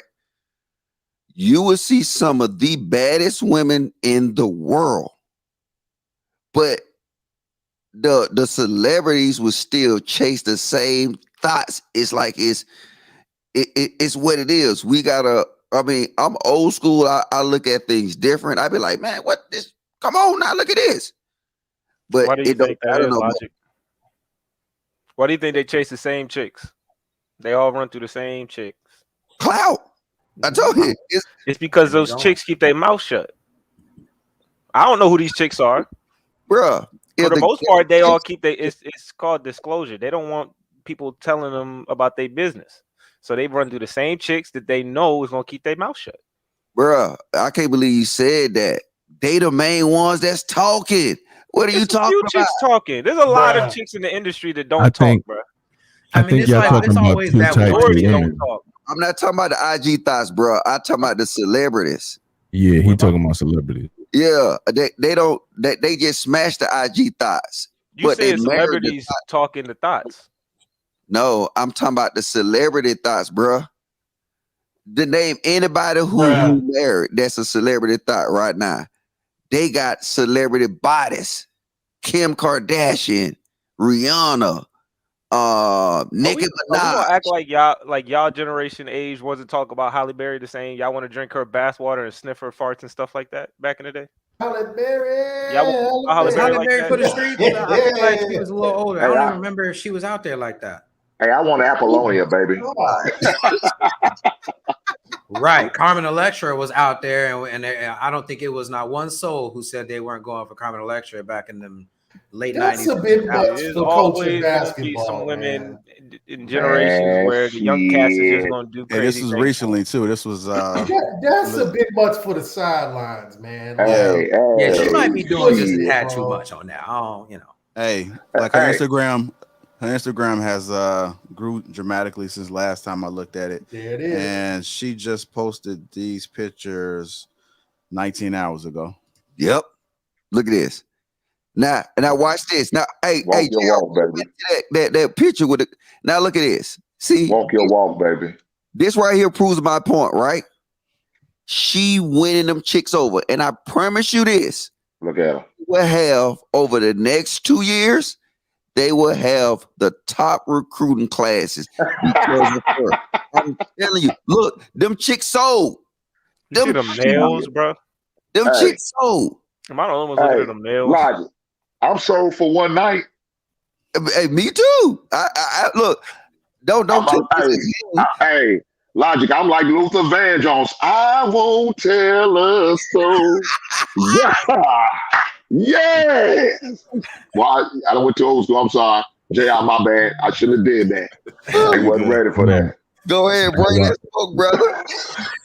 Hey, well, I think the skirt is a little much. Yeah. The pants were fine. The pink pants was fine. I think the skirt is a little short for that arena. You know what I mean? For that arena, if she was going out after the game, that's a perfect outfit. But for the sidelines, I'm not looking at the game, bro. You know what I mean? The average dude is like, fam, who that on the side? Come on. Jay, let me ask you this, Jay. What man is looking at women's basketball? Unless you're a father. I'm about to say dads, fathers. Unless you're a father. Bro, is that basketball? Now they got my attention. Now you a dad, you want to send your number one recruit, you know what I mean? Let's say you got a daughter, she's the number one recruit in Kentucky, Hank. Mm-hmm. And Texas A&M, here they come recruiting. She show up to your door and in one of them in some of them Amazon yoga pants talking about I would love to talk to your daughter about joining our organization. You gonna and be I would love to talk to you. Hey, here's what she said right here. Thank you for your support and kind words over the last few days. Representation matter. As a Black woman in coaching, I take pride in showing that people who look like me don't have to diminish. Oh man, come on, man. Come on now. She just saying, I'm gonna wrap this whole thing up. She said, is right. Talk your talk. She's talking her talk, baby. Let her talk her talk, Lottie. Walk your walk, baby. Shit, y'all can miss me. I'm all for it. Now, let me tell you this. That couldn't be my woman, though. That couldn't be my woman. So you're not for it. Hold on. So then explain the difference. No, you're not. I'm curious about that. Why you saying you all for it, but you're not for it? I'm for it, as long as it's not mine. Or like your son's girl. Like if your son walked up and that was his girl, and then you came out and she was the assistant coach doing all this. Oh, no. Not his wife. Not his wife. She ain't gonna carry my last name.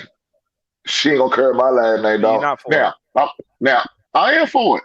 I'm for it. Hey, look, even your wife could dress like it. I'll be all for it. But she ain't mine. I don't care. Yeah, it doesn't matter. She's not gonna affect me. She's not going to affect me. Gotta wake up though. Look, because we're at a different age. I'm telling you the truth. You're not gonna stop your daughter from going to that school. You're not gonna stop your son from smashing that. It's reality now. I mean, we gotta wake up. Hey, look. But there's a difference. There's a difference between smashing and wifing it, right? You can smash all day. I expect you to do something like that. But if she gonna act like that, dress like it, you might want to. You might want to rethink the situation. I told you, look, that's stuff that we used to do. We used to care about how many bodies a chick had. We ain't talking about bodies. I'm just talking about her appearance. Would you want your wife to be out there dressing like that? I Hell wouldn't. Not me. Not me.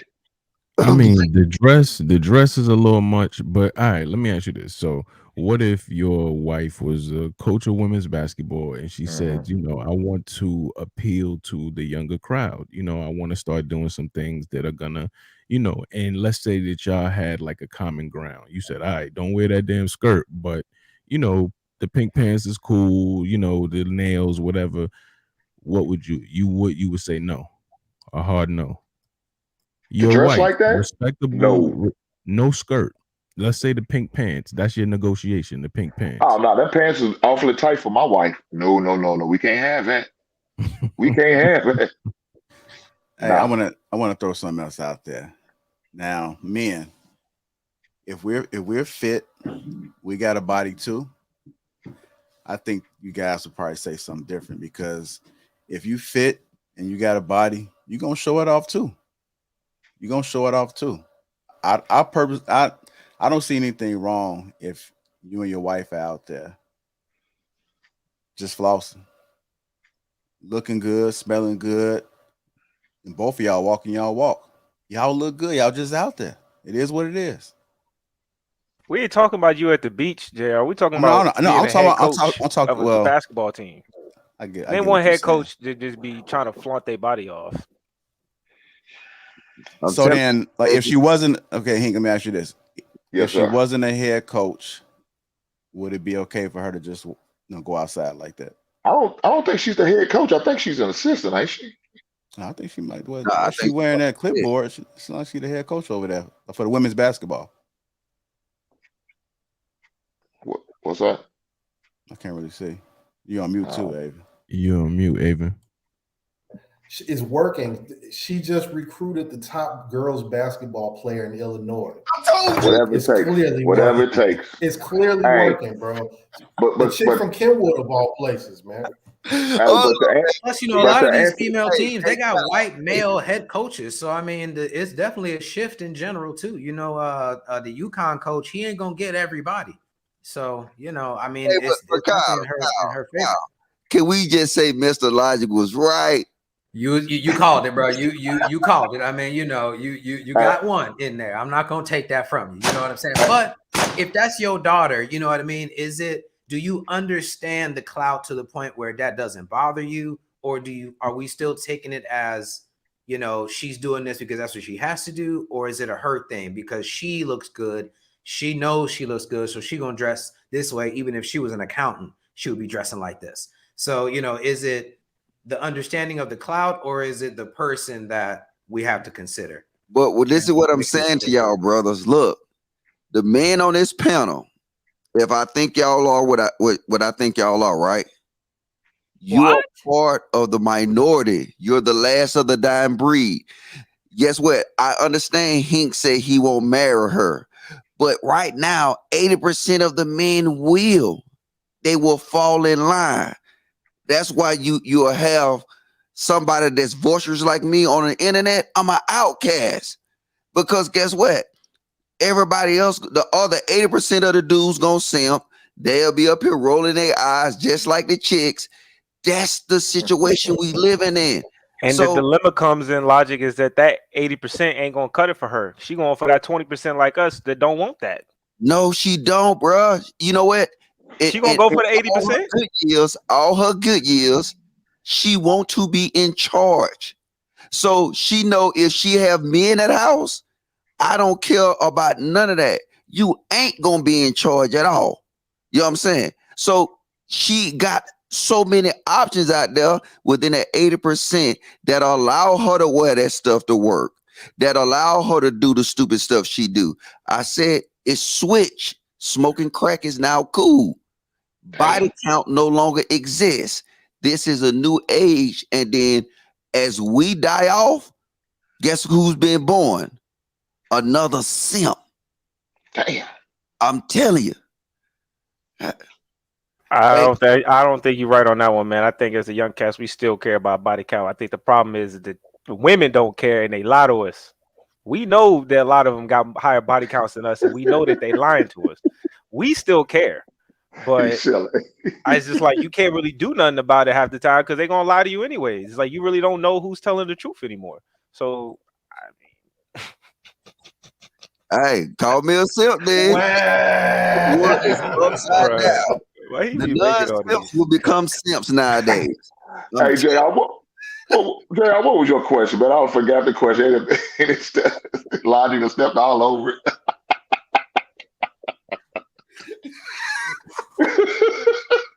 This dude's silly, man. My dog. What was your question, JR? I don't know. I forgot to. Damn. What do y'all think is the male equivalent to that? Equivalent to what? Deion. Well, like what she's Deion doing, Sanders, bro. like Deion she's Sanders, trying man. to appeal to the younger crowd, trying to get recruits. I mean, right now, I mean, of course, it's not going to turn around like that. But like he said, she just got a high recruit. So that's going to continue because they feel like this is somebody who understands me, understands where I Whenever come you from. see a head coach wear Jordans, especially if it's a white head coach, that's how you know they're Penny? trying to appeal. The Syracuse, Clemson, it happens a lot in the ACC. Syracuse, Clemson, Duke. You see any of these white head coaches trying to wear J's and be all dancing and stuff. That's them trying to seem like they cool and they cool with the hip hop and they cool with the J's. They know what crowd they're trying to play to. You know what I mean? They're not necessarily trying to get all the white boys from across the nation. They trying to get all the black kids there, so they know what demographic they're gonna try to work their niche to. So they're gonna be wearing J's. I wouldn't be surprised to see a head coach with a chain on and a bust down rollie one of these days. They're gonna be. I promise you, you see that happen all the time now. Yeah, I'm gonna back Sway up on this one. If you're on Instagram and you follow a lot of football stuff, man, you can see when these kids go on these recruiting visits now, they get to put in the full uniform on now. They got the chain on. You know what I'm saying? I think it was either Alabama or Oklahoma. They got a Bentley on campus that the kids can take pictures with, bro. Like it's ridiculous now, man, especially with NIL now. So now you got boosters who can spend all the bag and not have to worry about getting caught now. Like the age of the I'm gonna curse you out and run you coach is over with, dog. Is over with. I am a dinosaur. I could never coach again because if I tell somebody to run, I'm gonna need you to run, and that wouldn't play well with the modern 17-year-old, man. It's a wrap now. You got to appeal to them with this stuff now, man. Man, the day I see Nick Saban or Dabo Sweeney with a grill and some J's and you know what I mean, talking about he doesn't have to do it. He doesn't have to do it. He just can't. He just can be okay with it. We don't need him to turn into like a washed rapper overnight, but all the minions below him is going to push that culture, and he's just going to turn a blind. It's whatever gets the kids. And it was Alabama. They had a Bentley and a Ferrari on the field at the Alabama stadium. The kid was posing with it, man. I was like, this is crazy as hell. You would have got your program would have got the damn death penalty 20 years ago for some shit like this. Now it's total. It's this is the way forward now, man. Was that SMU with Eric Dixon and Craig Craig Rogers? Yeah, you're right. Hey, man. Like you said, we like Ms. Light said, we're last of a dying breed. So the young Sways, y'all coming up next, man, and I hope y'all don't fall for this bullshit. But look, I'm gonna tell y'all this. I got my niece go to the University of Alabama, right? And I think it was maybe like 5 months ago. I was calling her, and then she was in a 5-star restaurant. I FaceTime her, and then I was like, "Where you at?" And she said, "Oh, we're in the athletes' little cafeteria." I said, "What you doing that for?" She said, "Oh, some guy just came and said that we can come there or whatever, blase on this day, and gave them little passes." I said, "You know, you been thoughted out, right?" You know what I'm saying? And I said, "Now, pan your camera around and let me see all the chicks. What do y'all got in common?" And she said, "Unc, you right. Yes, you been thoughted out." Like I said, it's the culture, man. Look, they don't know. They're young, they're impressionable, and we're letting the culture teach our kids. And then now, as you're gonna start seeing it, now when you got in sports, you talking about I want to be more likable than more stern, strict, you know what I'm saying, being that legitimate coach. And now what you're gonna see, and they're not going to take credit for it, but you're going to see all the stuff that you see with the Alabama players, Ryan, 180 miles, killing themselves. You know what I'm saying? Look at it. We're going to see an increase of the stupid activity because now these kids was never held to a standard. They wasn't, you know what I'm saying? They didn't have that stern coaching. These coaches now becoming their friends. These coaches now, you know what I'm saying, is essentially using them, but they leveraging things. We're going to see a big increase in all this crazy activity in NFL. Watch. And the NBA. Yeah, Watch. but the thing about it, Mr. Lodge, you can't put that on the coach. It started at home. It started at home. You know what I'm saying? As parents, we got to set the boundaries right then and there. We can't. It shouldn't get to the coach for them to start doing it. No, it should have started from the womb. We can't be disingenuous though, because you got to realize this. I pulled some stats, shit, right? That's that Thursday word, baby. No. Okay, yeah, I like to use it though. Think about this. Do the math. You got kids. They wake up 6 a.m. They go to school at 7. They come back home at 5. When they come home, they do homework. You might spend an hour, 2 hours with them a day, but most of their time is spent in reality. Yes, you can have the strongest, sternest, but our reality is so crazy that we think we as man is powerful than what actually occurs. No, if they're exposed to that world more than they're exposed to you, it will start rubbing off on them. So that's why I'm a firm believer in let's fix our reality. People don't want to fix reality. People say we could do it independently, and then next thing you know, your son turned out like Dwayne Wade. Oh, what happened? He was an alpha male. No, reality took over. Hey, I agree with you because the influence is going to be the influence, but like you at the same time, you still have to put your, I don't know what to say, man. You still have to put your mark on your child. You still have to. I'm a firm believer. We got to fix our reality. We got it because reality gonna affect kids more than anything. All this social media presence, all this stuff, it's gonna affect that kid. That kid gonna always have access to that. When your kids, even though you could be the hardest parent in the world, they're gonna have some exposure to this social media and all that stuff, and their reality, and the kids they around most of the day. So guess what?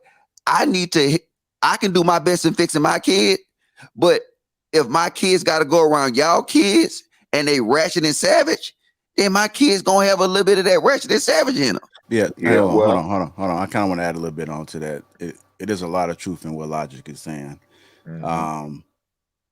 As we get older, we are so hard on our kids about these electronics. It's the new wave. It's the new wave. We can't do nothing about it. But what you can do about it is try to tap into a little bit. So if they are on the tablet all the time, start put some educational stuff on there because they're going to use it.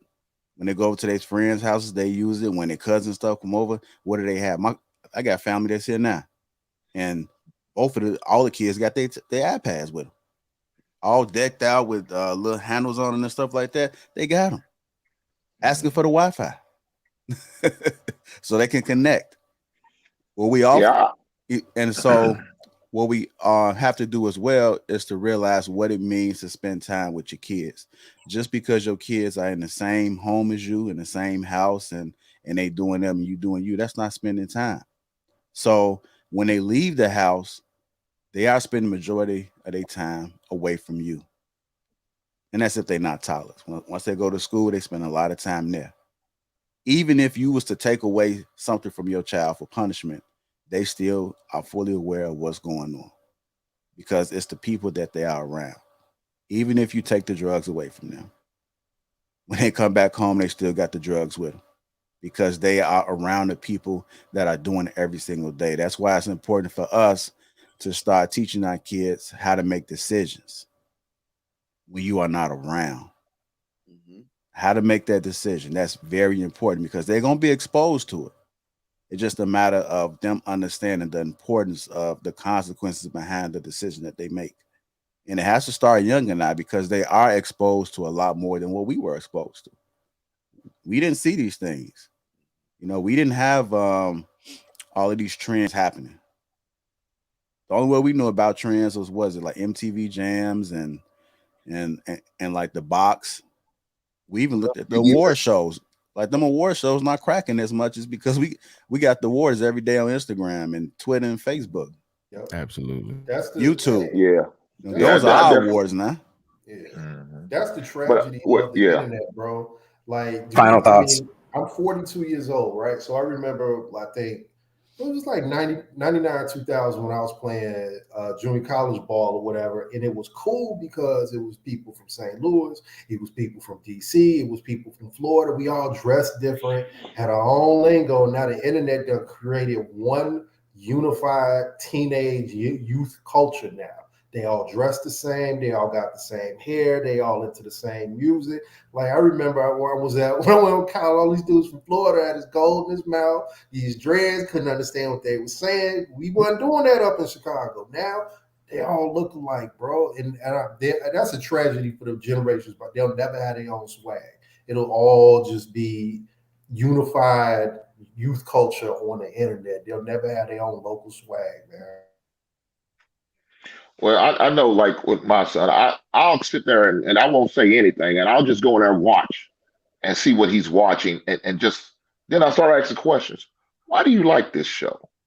What's so entertaining about this?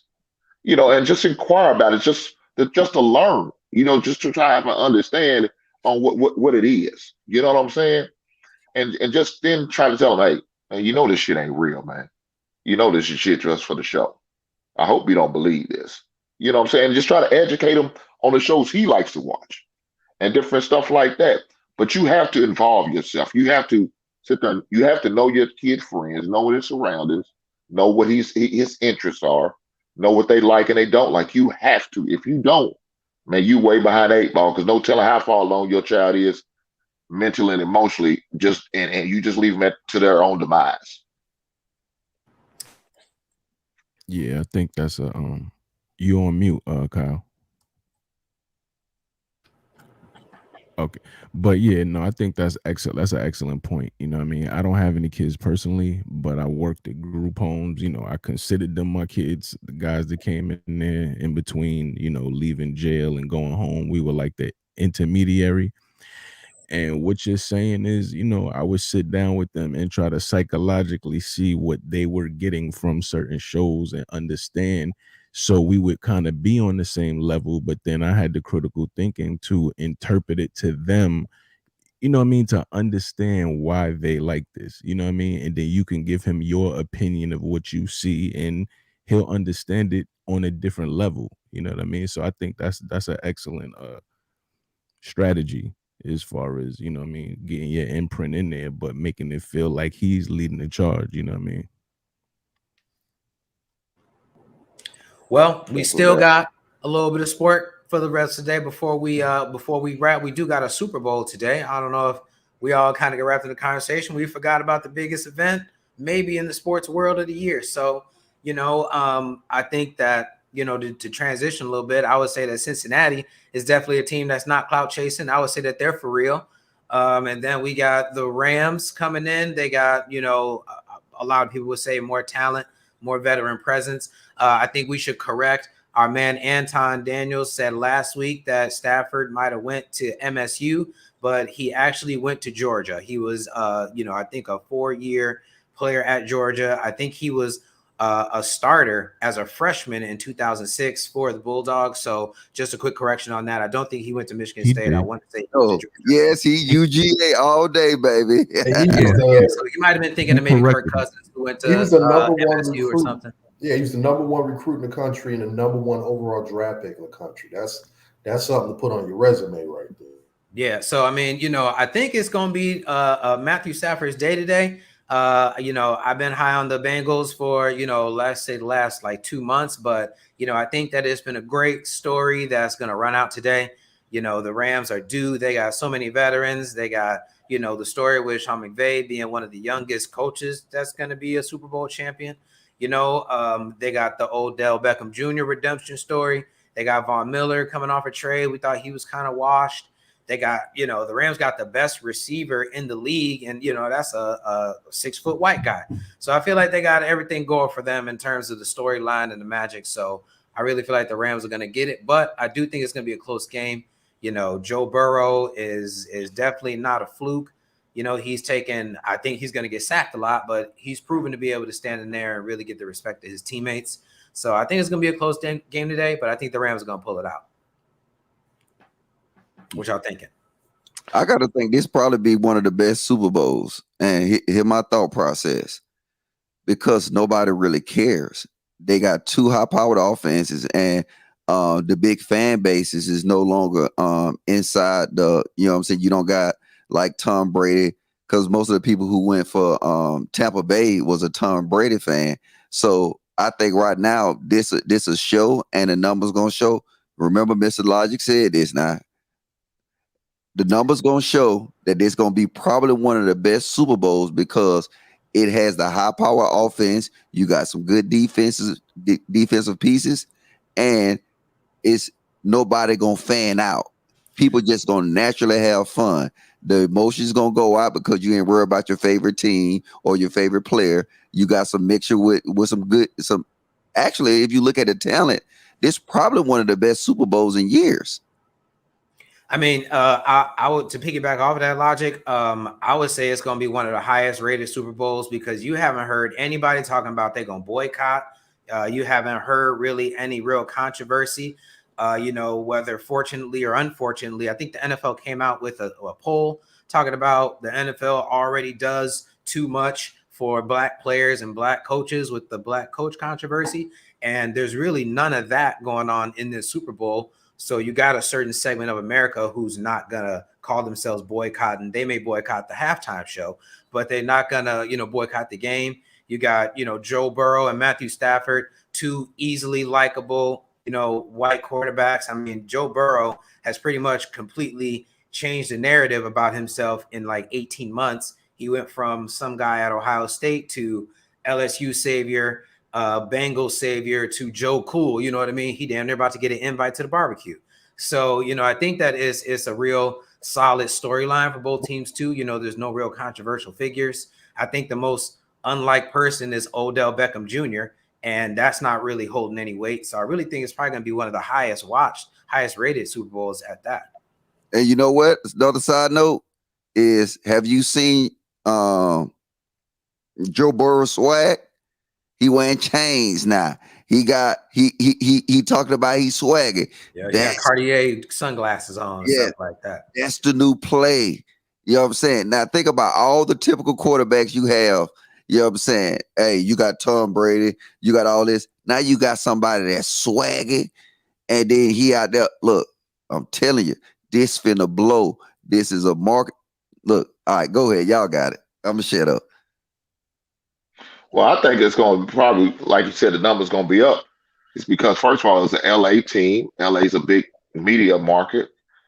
I mean, it's going to be two good teams. I mean, one team nobody expected to be there in the Bengals, and another team that that everybody expected should have been there.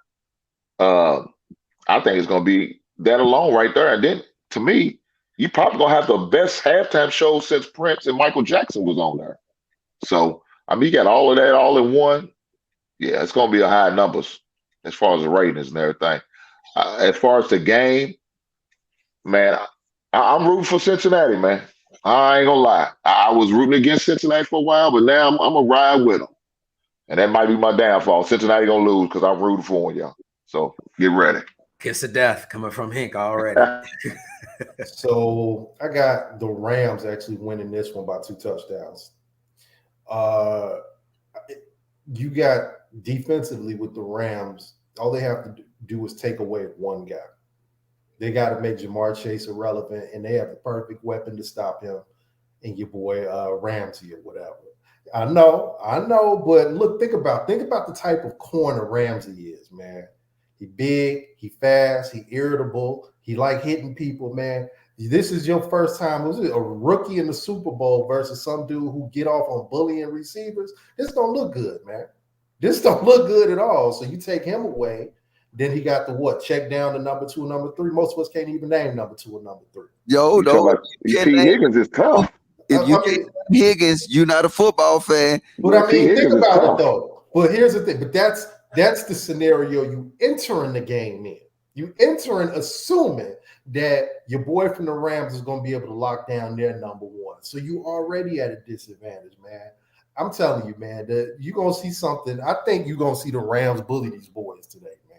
Because if you look at the Kansas City secondary, and if you look at that Kansas City game, the big takeaway from that Kansas City game is they was playing coverage towards Jamar Chase. But who was Joe Burrow going to? He was going to Higgins. And then now once they actually start balancing out that coverage, then you start seeing Jamar Chase open up. Another advantage they're going to have is now mixing that running back. See, he don't have to go up the gut. Mixon got that cutback. He can cut faster than anybody. You know what I'm saying? Look at the upgrade at running back. You know what I'm saying? So he can take it to the outside.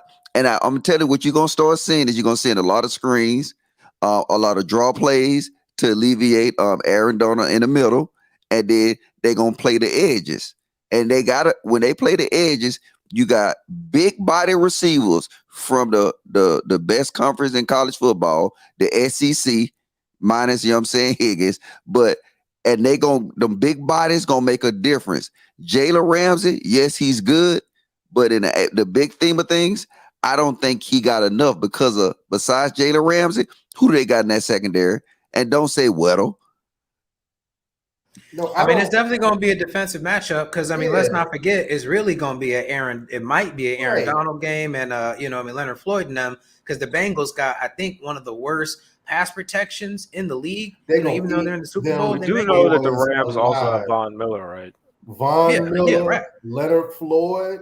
Like you got, if I'm going into a football game as an offensive coordinator and I have to start at the defensive, the box.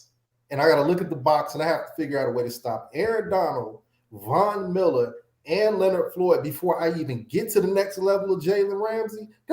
What? That's a hard task, man. I tell you, people forget about Tyler Boyd too. I mean, he's a good receiver as well. So I mean, they're gonna have the weapons. He's got the weapons, and then CJ. Can't pronounce the man's last name, so don't let me butcher that. But he's going to play.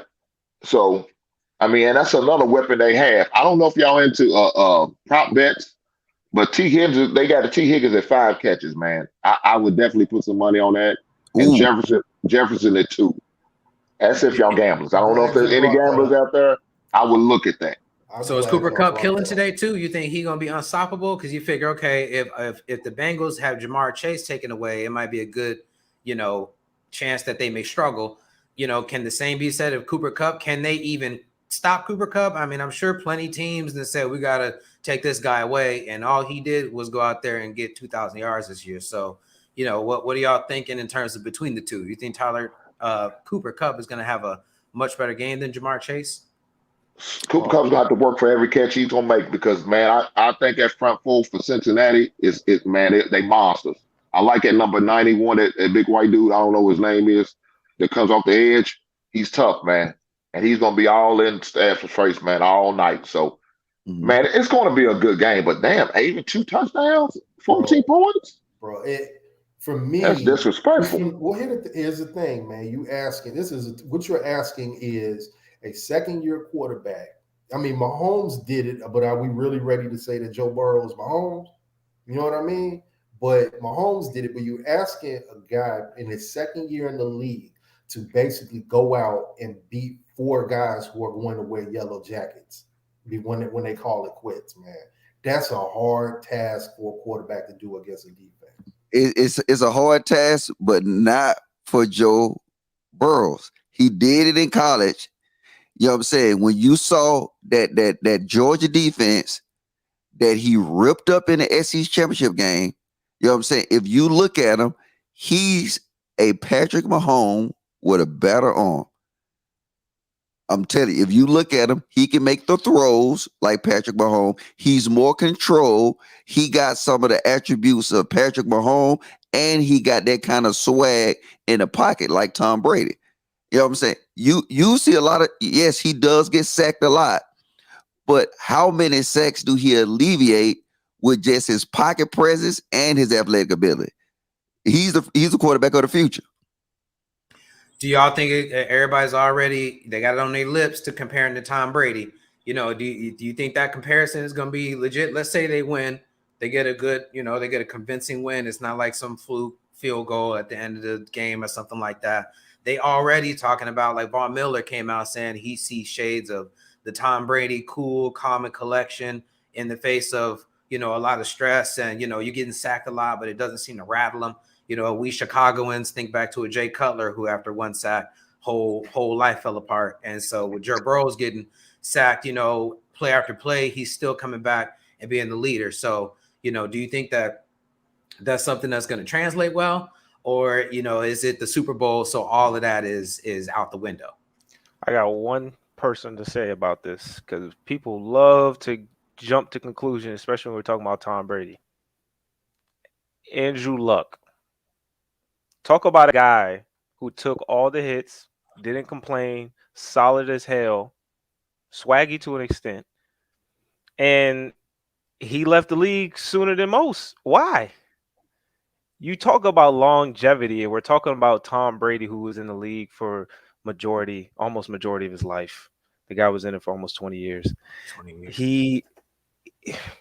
When you're battling mental fortitude from injuries to just the game itself, and you're playing year after year after year after year, and you're in the quarterback position where it probably takes the most mental fortitude, you can't really jump to these conclusions when you talk about these guys. Like Tom Brady gave off the persona that he was this nice, quirky, goofball dude, but the guy's a savage when it comes to the football field.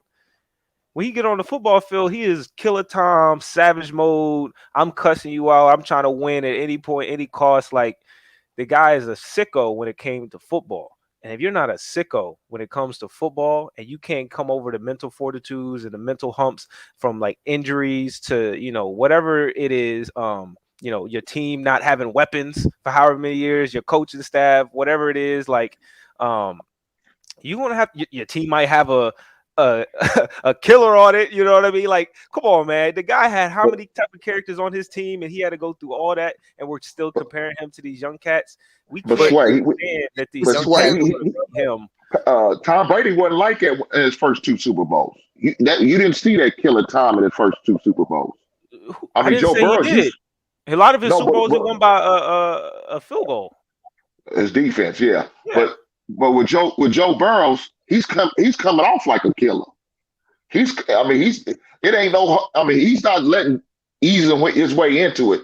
He came into the league a killer, like Logic said in the championship game with LSU. Man, he was a killer. And man, he had over 500 some yards. And so did RG3 until he got caught. No, he didn't. RG3 is nowhere near that. Are we not talking about the first 2 years RG3 was until he got clocked? No, this is what you're missing. Joe Burrows ain't taking no hits because he have swag. Just because he gets sacked, just wait, hear me out. Just because he gets sacked doesn't mean he's taking hits. He moves so good in the pocket. He has that pocket presence like Tom Brady, and he have the mobility that's similar to Russell Wilson or Patrick Mahomes. He moves so sudden, and then he can kind of look at how many sacks he get out of. If you want to compare it to RG3, you know what I'm saying? That was a tackle dummy. If you want to compare it to Andrew Luck, that was a tackle dummy. You can just Google on YouTube the biggest hits on Andrew Luck, and that guy was getting drilled.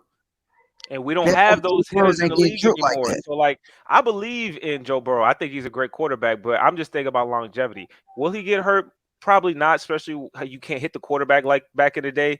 But just in the last five years, you can't even take the quarterback's shoulders off. You know what I mean? You got to aim like in the gut area. It's like so many parameters around hitting the quarterback.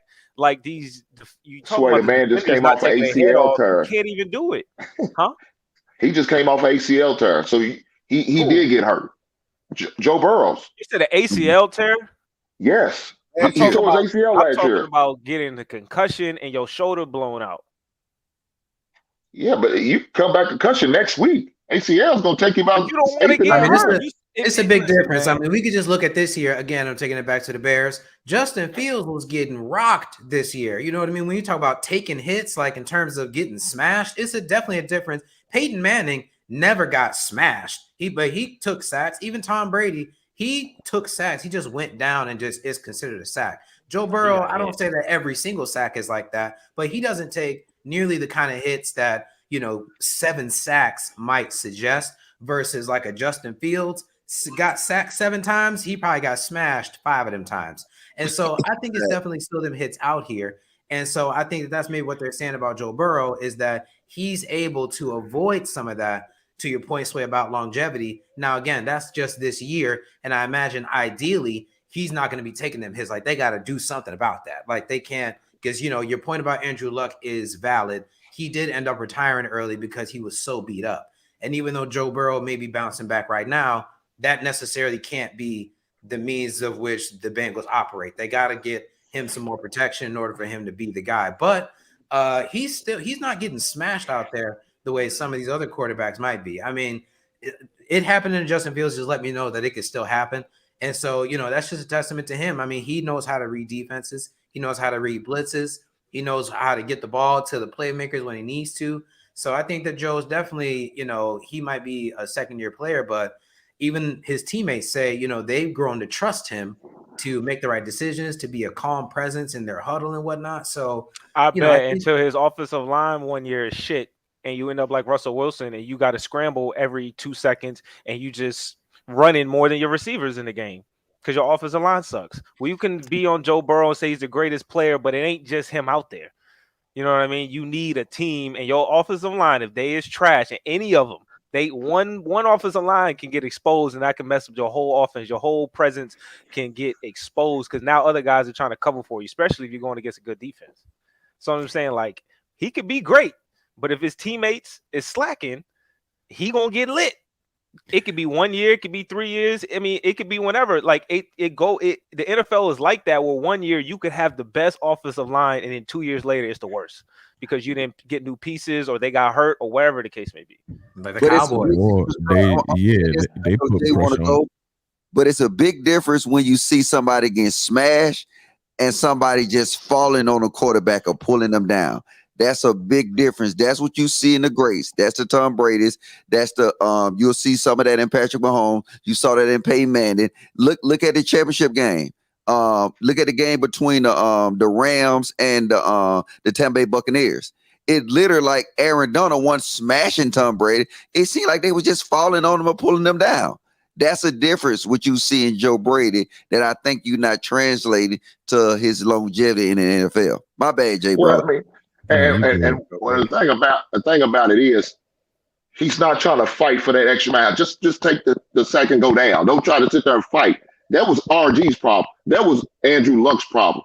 That's what was Roethlisberger's problem. He stay hurt all the time because he always try to fight and get that extra. Man, sometimes you just got to go down. It's not worth it. And the thing is, when these teams, man, when they have, I would say, confidence in you and in your longevity, and they want to see your longevity, they invest in your O-line.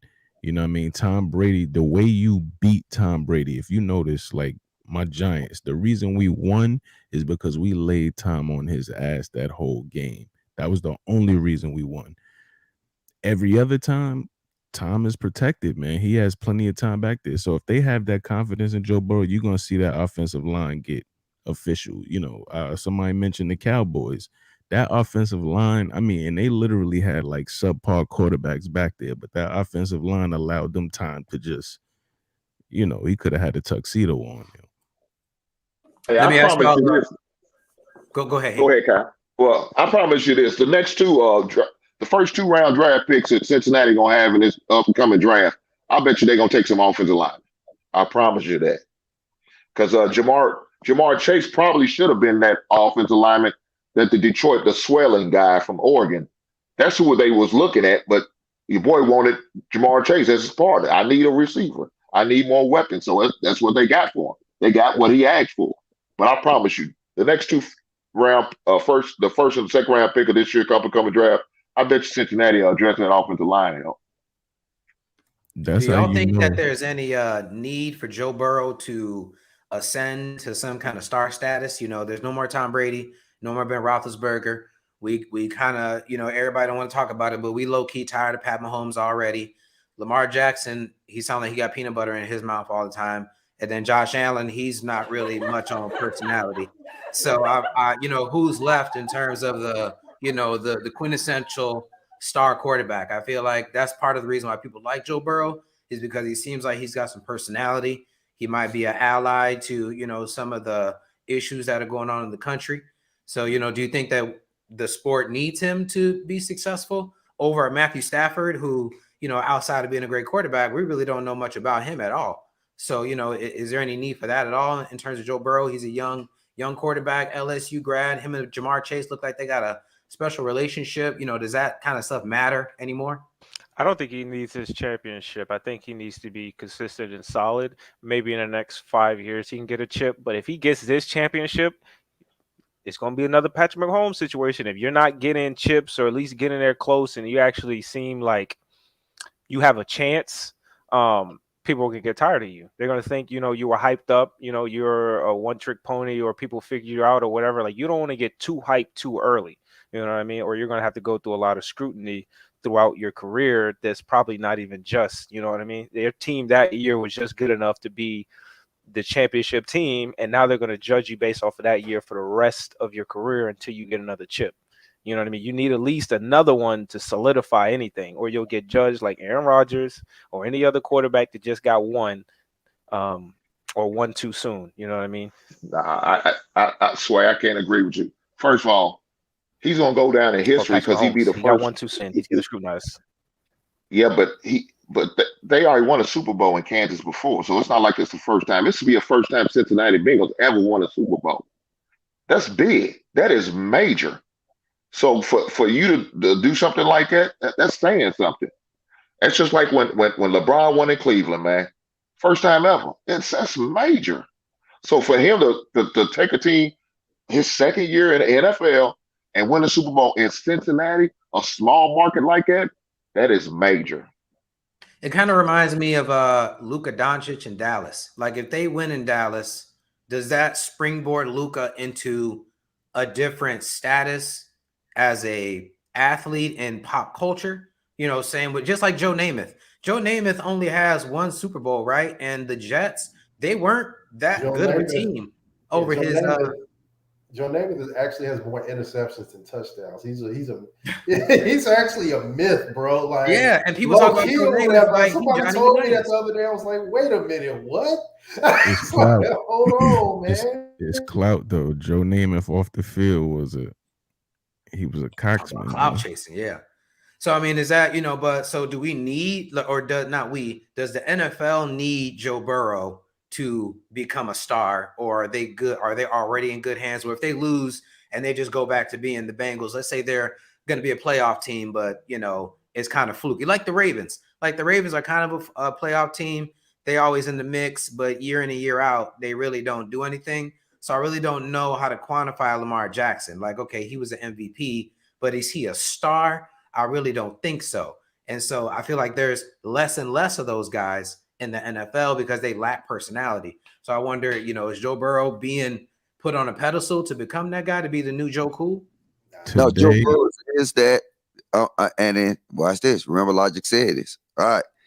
Joe Burrows is that guy. Patrick Mahomes is that guy.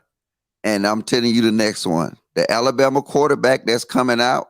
I think he gonna play next year in Alabama. I can't even think his name. I'm SEC. What's it? Bryce Young? Bryce Young. Yeah. And what you look at when you see the similarities between Patrick Mahomes, Bryce Young, and Joe Burrows, them guys right there, they are the future of the league in the NFL. And then whoever, mark my word, right? Whoever gets Young next year, we're gonna be talking about them for the next 10 years. And we'll do the same thing with Joe Burrows and Patrick Mahomes. don't trust them Alabama quarterbacks, man. Y'all got one dude in the league that's out there looking like he might halfway know what he's doing. But we got to go off Tua and Jalen Ramsey. He still got the Alabama stink on him. And then,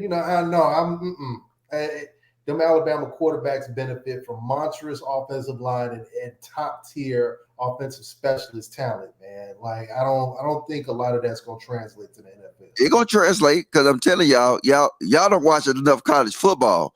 If you look at the SEC championship game, what Young did to Georgia is the exact same way in the exact same order that Joe Burrow did it to Georgia in that SEC championship game. It was like guys was just missing. You know what I'm saying? It's like he just knew where to move. He got that innate ability. Georgia just, you know what I'm saying, came with a whole different level of toughness, you know what I'm saying, in that championship game. But you will start seeing them of the quarterbacks. What's the Bills quarterback? Josh Allen. Look at the similar. Look, I'm telling you, watch this. In another 3 years, Lamar Jackson gonna be traded. He's done. He can't throw the ball. You know what I'm saying? He just like a running back. Lamar can't read a defense to me. So I think that's his issue. But I kind of agree with you. I like Matt Jones. I mean, I don't know how many of y'all are really into Matt Jones. I like him. I think he's going to be a good quarterback in a couple of years. I think Belichick's going to have him his next little underling that he's going to be able to mold and develop. I think he's going to be a good quarterback in a couple of years. And the Pro Bowl did Mac Jones a lot of favors. I mean, he seemed like the standout in the whole Pro Bowl. So yeah, Mac Jones is probably up. Justin Herbert, he's probably up. But I mean, what does being up look like? You know, all of these new quarterbacks. I mean, they all can't be winners. You know, wherever Aaron Rodgers ends up next year, whether it's Pittsburgh or Las Vegas, that's gonna matter. Then that means Derek Carr is gonna be on the move, so that's gonna matter. Deshaun Watson, he's still out here in these streets. I know we keep forgetting about him, but wherever he ends up, that's going to matter. So, you know, it seems like there's a lot of quarterbacks who have potential, but where's the star quality? Because, you know, no more Tom Brady. They're going to be reaching. It's going to be some real weird conversations about who's next up. And I feel like if Joe Burrow loses today, then they're going to be talking about Matthew Stafford, Aaron Rodgers, the same old names. And is that going to be good for the NFL in the next 2 years, or is it, you know, is it still going to shift regardless of how it happens? The only shift in the league is going to be Justin Herbert. He's going to take over for Ben Roethlisberger. He's the new Ben Roethlisberger. He might win 1 or 2 championships in his 15-year career, and that's what you're going to get from Justin Herbert. But that the league is going to be dominated by them same quarterbacks I named, and add Bryce Young in there in the next 2 years. Well, I say this. I think the quarterback position is in good hands with these young boys. I say that they're in good hands. It's definitely going to be very interesting because I think they all going to compete. They all going to compete for the same top spots, you know. And unfortunately, only one can win.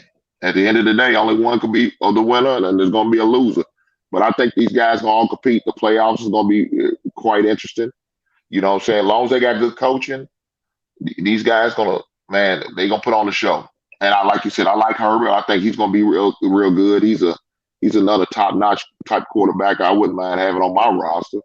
But man, it's gonna be interesting how things gonna pan out, man. It's definitely gonna be interesting. But I don't know about Young being the next up and coming NFL star though. You might be doing it too early with him, baby, because he's only a sophomore. So I think he's gonna end up staying 4 years at Alabama anyway.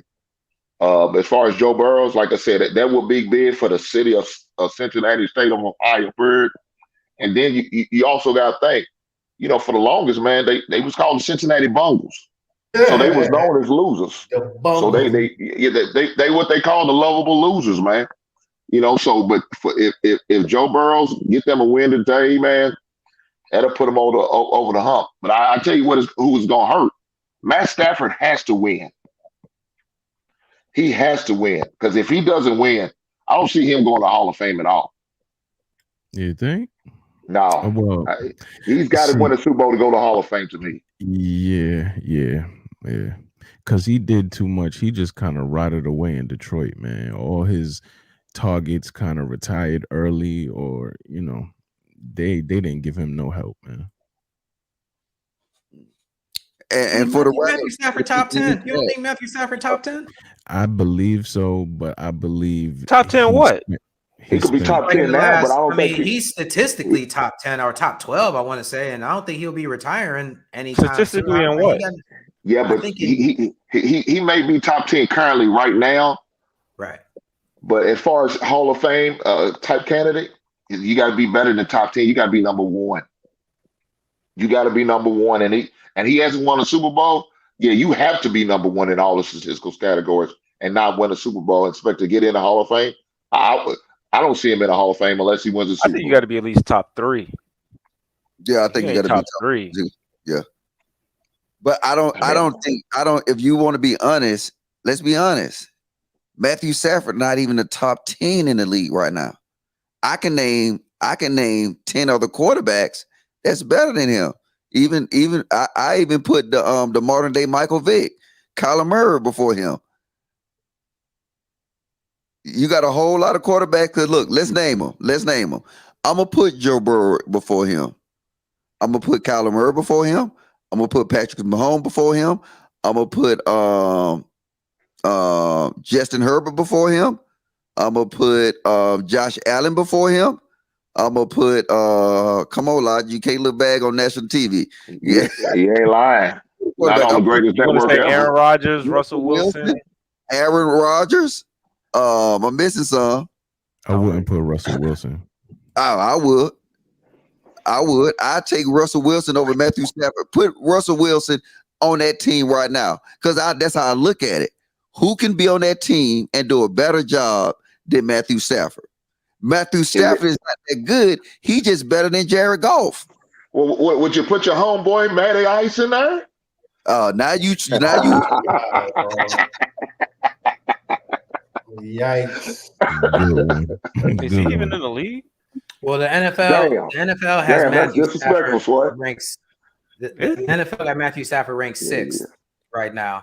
So I mean, Kyler Murray over Matthew Stafford that's a stretch. Joe Burrows, he's unproven. I feel like that might be a stretch too. Justin Wilson, Herbert, he didn't have some. I mean, they all knew. A lot of these new guys, part of why Matthew Stafford gets love is because in the face of being in Detroit, he was still able to at least be competitive. I mean, the team was bad, but if you think about Calvin Johnson, I think only had Matthew Stafford almost his whole career, at least the majority of his career. So you figure it can't all just be Calvin Johnson out there, snatching poorly thrown balls and stuff like that.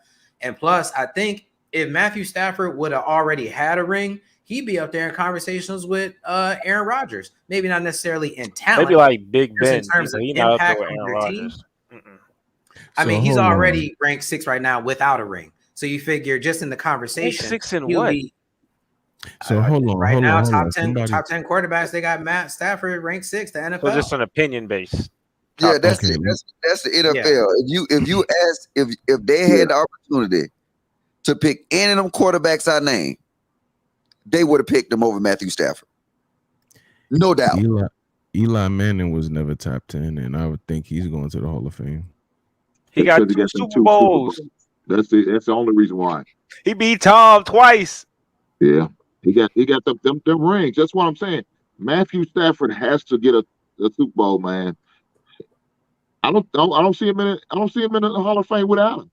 I don't see him in the Hall of Fame without him. If he hasn't been in the discussion with Tom Brady, Aaron Rodgers for the past decade, and without a Super Bowl, he's not going to the Hall of Fame. He had to been in that conversation of being in the top 3. You don't know they all the greatest, and they just they can win a Super Bowl. It's just their team's fault. We don't talk about him like that. We don't talk about like it's his team's fault all the time, and he's just the greatest, the GOAT of GOAT, and he could do anything with nothing and make magic happen. That's not Matthew Stafford. If he loses to get today, he's what's your boy that was in San Diego forever that never made playoffs? Phillip Rivers. He's Phillip Rivers, bro. Well, he's got all these stats and just no production in the postseason. That's just who he'll be. You know what I mean? Crazy though, too. Though, there's nothing wrong with that. There's nothing wrong with that either, man. A lot of quarterbacks is on ESPN right now telling you about this game who ain't doing half of that. But think about this. Is when you look at them solid quarterbacks They had the ability to make these average or mediocre receivers great. Aaron Rodgers is a master at doing that. Tom Brady then did it forever in New England. And if you want to, you know what I'm saying, let's you got to get a man credit. Russell Wilson did the same thing. Like you say, okay, well, is Tyler Lockett really good? Just you got to give credit to Russell Wilson. You know what I'm saying? And Matthew Stafford had the best weapon, and then it's like this. Hey, and he could not make the other guys around Megatron decent. That shows the type of level of quarterback he is. That's why he had to go to the Rams with an awesome defense. He had to go in the perfect win conditions to see it and even be in this situation. But every now and then you'll see he'll go back to the same Matthew Stafford, throw them ill-advised interceptions. You'll be like, man, what are you doing, bruh?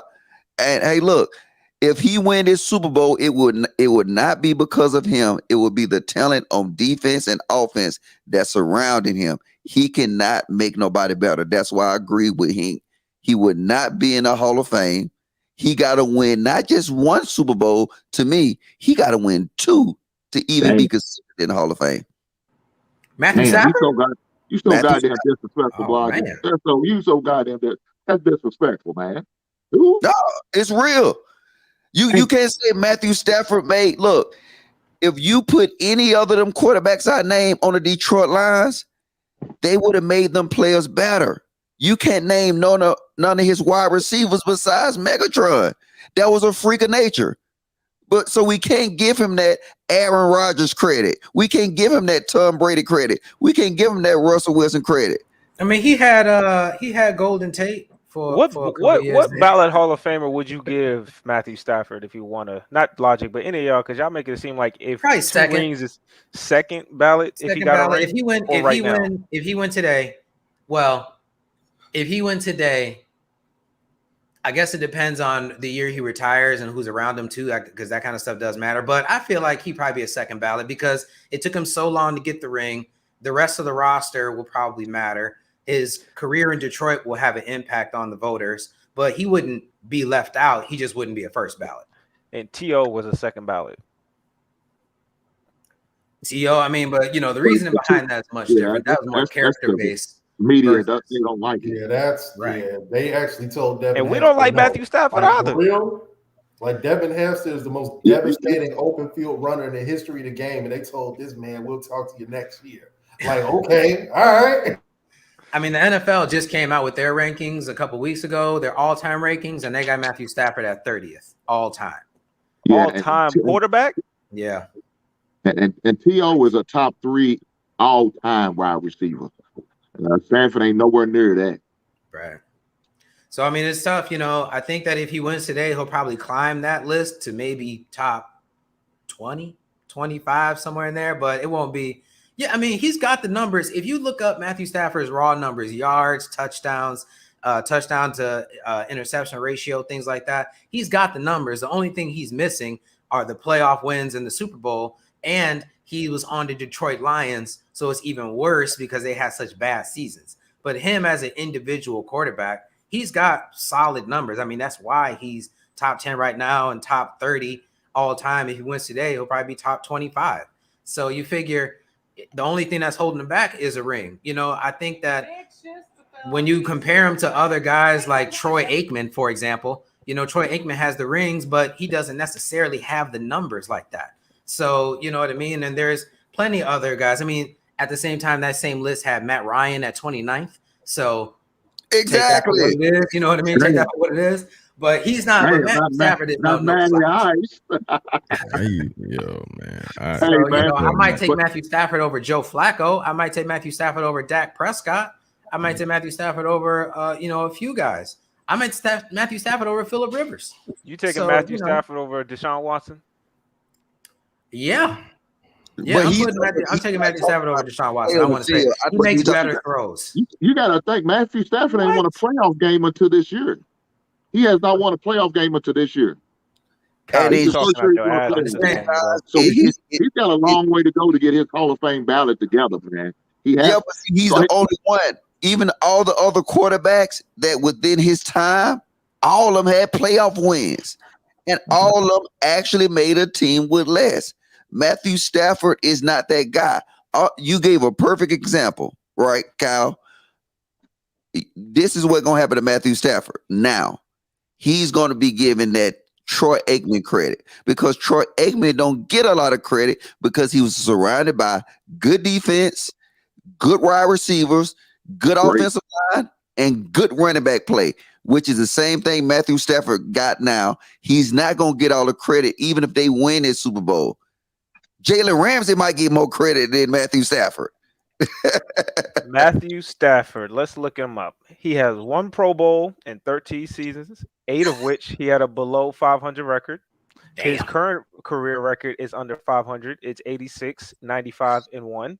And he's only won 1 major award in the NFL, which was the 2011 Comeback Player of the Year award. Come on now. Is this the guy we're saying is top whatever, top 9, top 30, whatever the numbers we've been saying he's top? He ain't top nothing. Come on, man. He's not a Hall of Famer, bro. He ain't got nothing. He ain't got no MVP, no Offensive Player of the Year, no Rookie of the Year, 1 Pro Bowl. Like, this is the guy we're saying is a second ballot Hall of Famer with T.O.? No.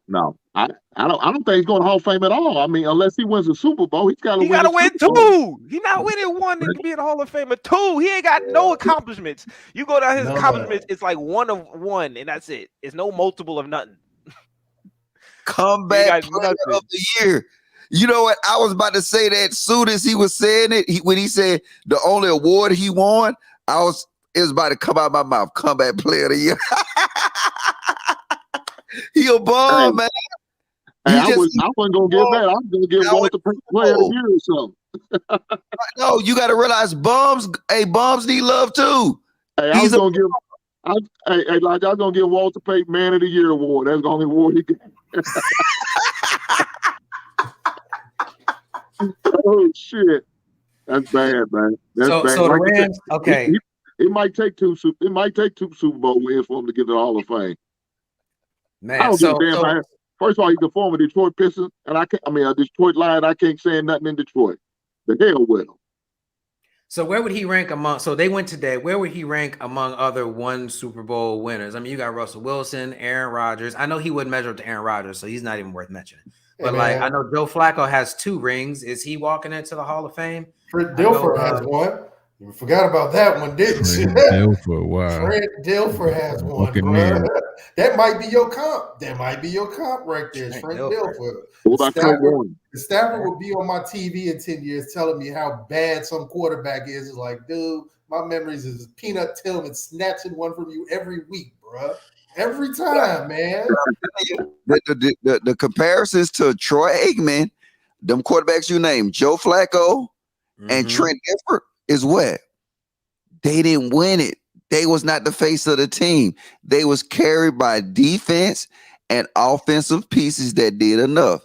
That's the exact position that Matthew Stafford in now. So that's why he has to win 2 to even be considered. First of all, you telling Troy Aikman short. Troy Aikman got 3 Super Bowls. No, I'm just Troy Aikman. When we talk about a great quarterback, you can't put Troy Aikman in the same category. He got 3 Super Bowls. Yeah, Joe Flacco only has 1 Super Bowl. That's my bad. How often do Troy come up? He don't come up because we knew the pieces that was around him. He was that dude. People said that about Brady for a while until he did what he did to Atlanta and he did what he did in Tampa Bay. That defined him as the greatest of all time because before everybody was saying what? Tom Brady was just in the right position at the right time. He was a system quarterback. After he shredded Atlanta up in that second half, people looked at him different. And after he proved that he can win outside of that Belichick system, then now they declared him the GOAT. It's like LeBron going back to Cleveland. The Legion of Boom. When they were popping with Marshawn and everybody was there, and Cam Chancellor, Richard Sherman, and they prime. So he's going to get some good defenses and still come on top. So yeah. So y'all got to predict the headline for tomorrow. What's going to be the headline after the Super Bowl? Joe Cool wins the Super Bowl for Cincinnati Bengals, baby. 31-29. Odell Beckham Jr. proves him wrong, finally gets his chip. Was he the problem for the Browns?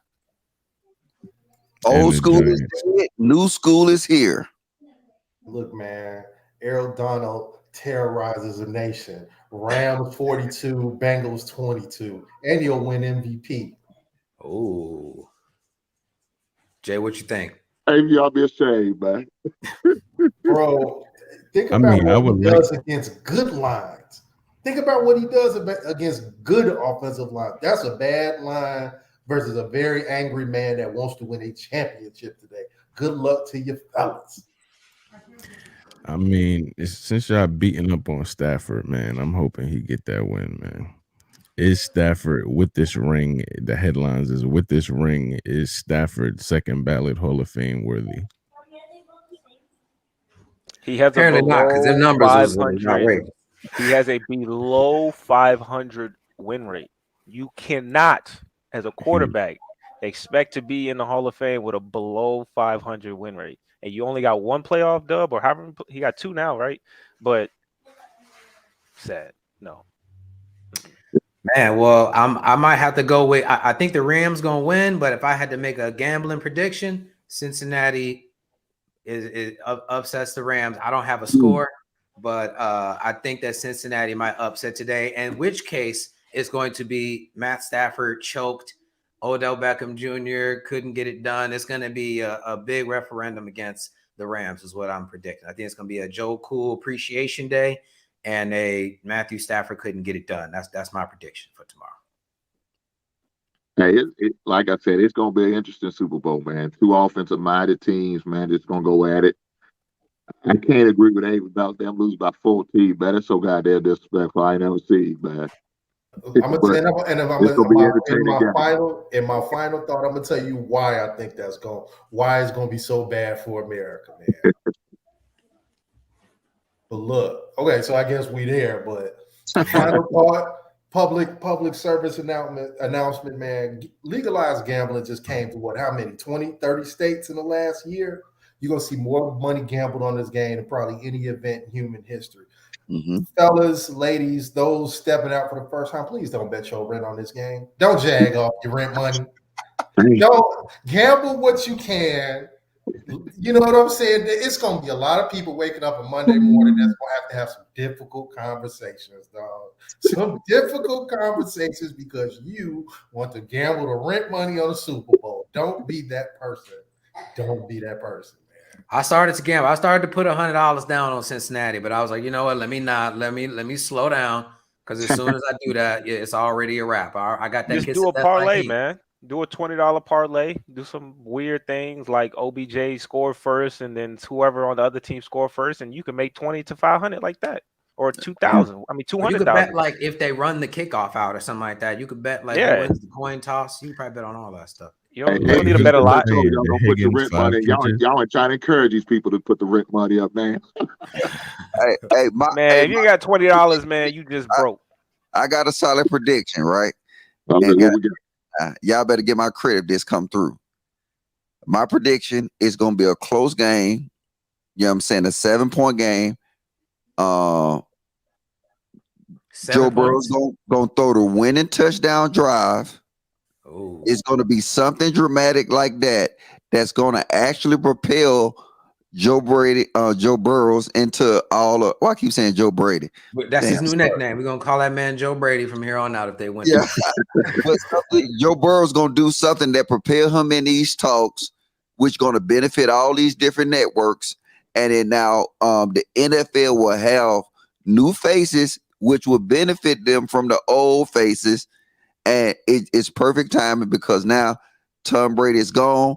The new GOAT is going to be in the league, going to be Patrick Mahomes, and Joe Burrows is going to be the new Drew Brees. Watch, this is what's going to happen. He's going to get his championship game-winning drive on Jalen Ramsey to Jamar Chase in dramatic fashion. Watch him propose to his girl right after that. I bet you $30 and ends with a field goal.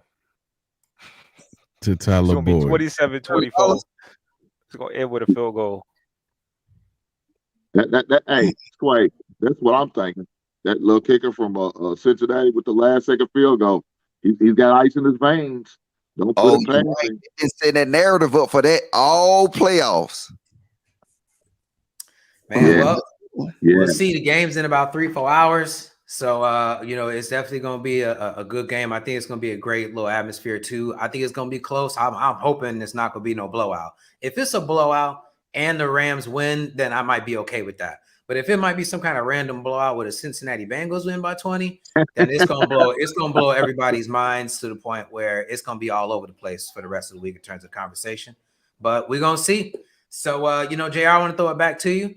Boys, if y'all want to get y'all gambling in, hit me offline. I'm taking all bets, nothing higher than $1.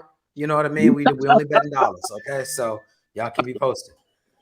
All right, y'all. We definitely appreciate y'all tuning in to Lapeef Sports on the Lapeef Network. Sage Talk with Lee is coming up next. That's at 2 p.m. You guys will have to click out of this and then tap into the actual show. But at 2 p.m., he's going to be discussing is marriage a business. So just putting out a little bit more gems right before Super Bowl. So make sure you guys tap in. If you haven't already, hit the like button. Also subscribe to the channel. We're also live in Houston, April 23rd. Those tickets are selling. And I definitely appreciate you guys. If you caught one already, there's a capacity limit. So make sure you guys cop early. I can't make any promises or guarantees because it becomes a fire hazard. So just make sure you guys become a part of history. Again, Mr. Lee, Sage Talk with Lee is next, 2 p.m. Hey, John, who's your pick, bro? I'm going for the Rams, man. I'm going with the Rams. I think it's going to be a great game. Like you guys said before, I'm not rooting for anybody in particular. I just want a good game. I don't want no blowout. I want a good game, back and forth. If it comes down to crunch time, then, hey, it's going to be a great game. I don't care too much about anything else. yeah. Actually, I'm rooting for him, man. I'm rooting for him. Hopefully, he able to finally get a Super Bowl, right? I see you got the wings already. They ain't gonna cut it, man. They ain't gonna cut it. That's gonna ahead of the curve. There you go. Yeah, I like nachos. Gonna last maybe some nachos. Pre-show only. That's only gonna last a pre-show, and those will be gone real quick. Logic. Oh no! This is what I'm finna smash when I'm looking at the all the hype. So I'm probably going to a bar for the game. Yeah, that makes sense. That makes sense. You take you an antacid or something like that. All that sauce on there. Modelo is my antacid. Oh,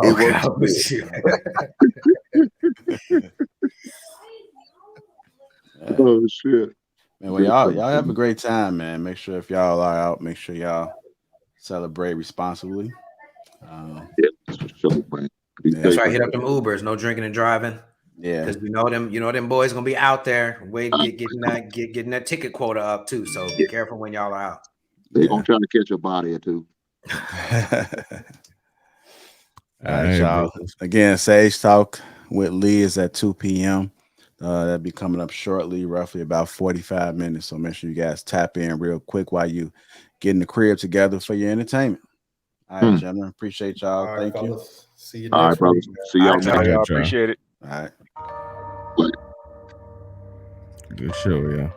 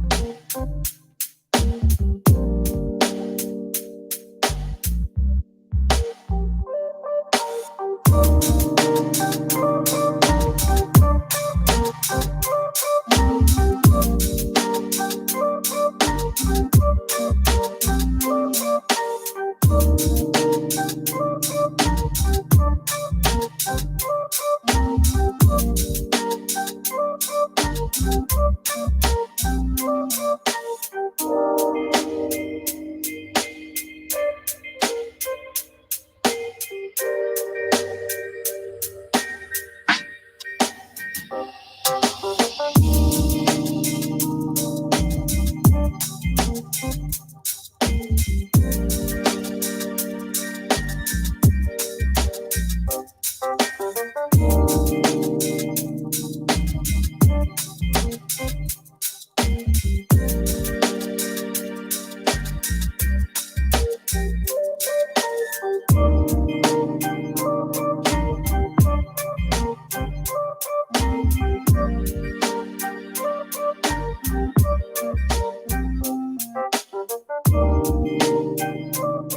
sure y'all tap in 2 p.m. It's Marriage or Business. Stage Talk with Lee.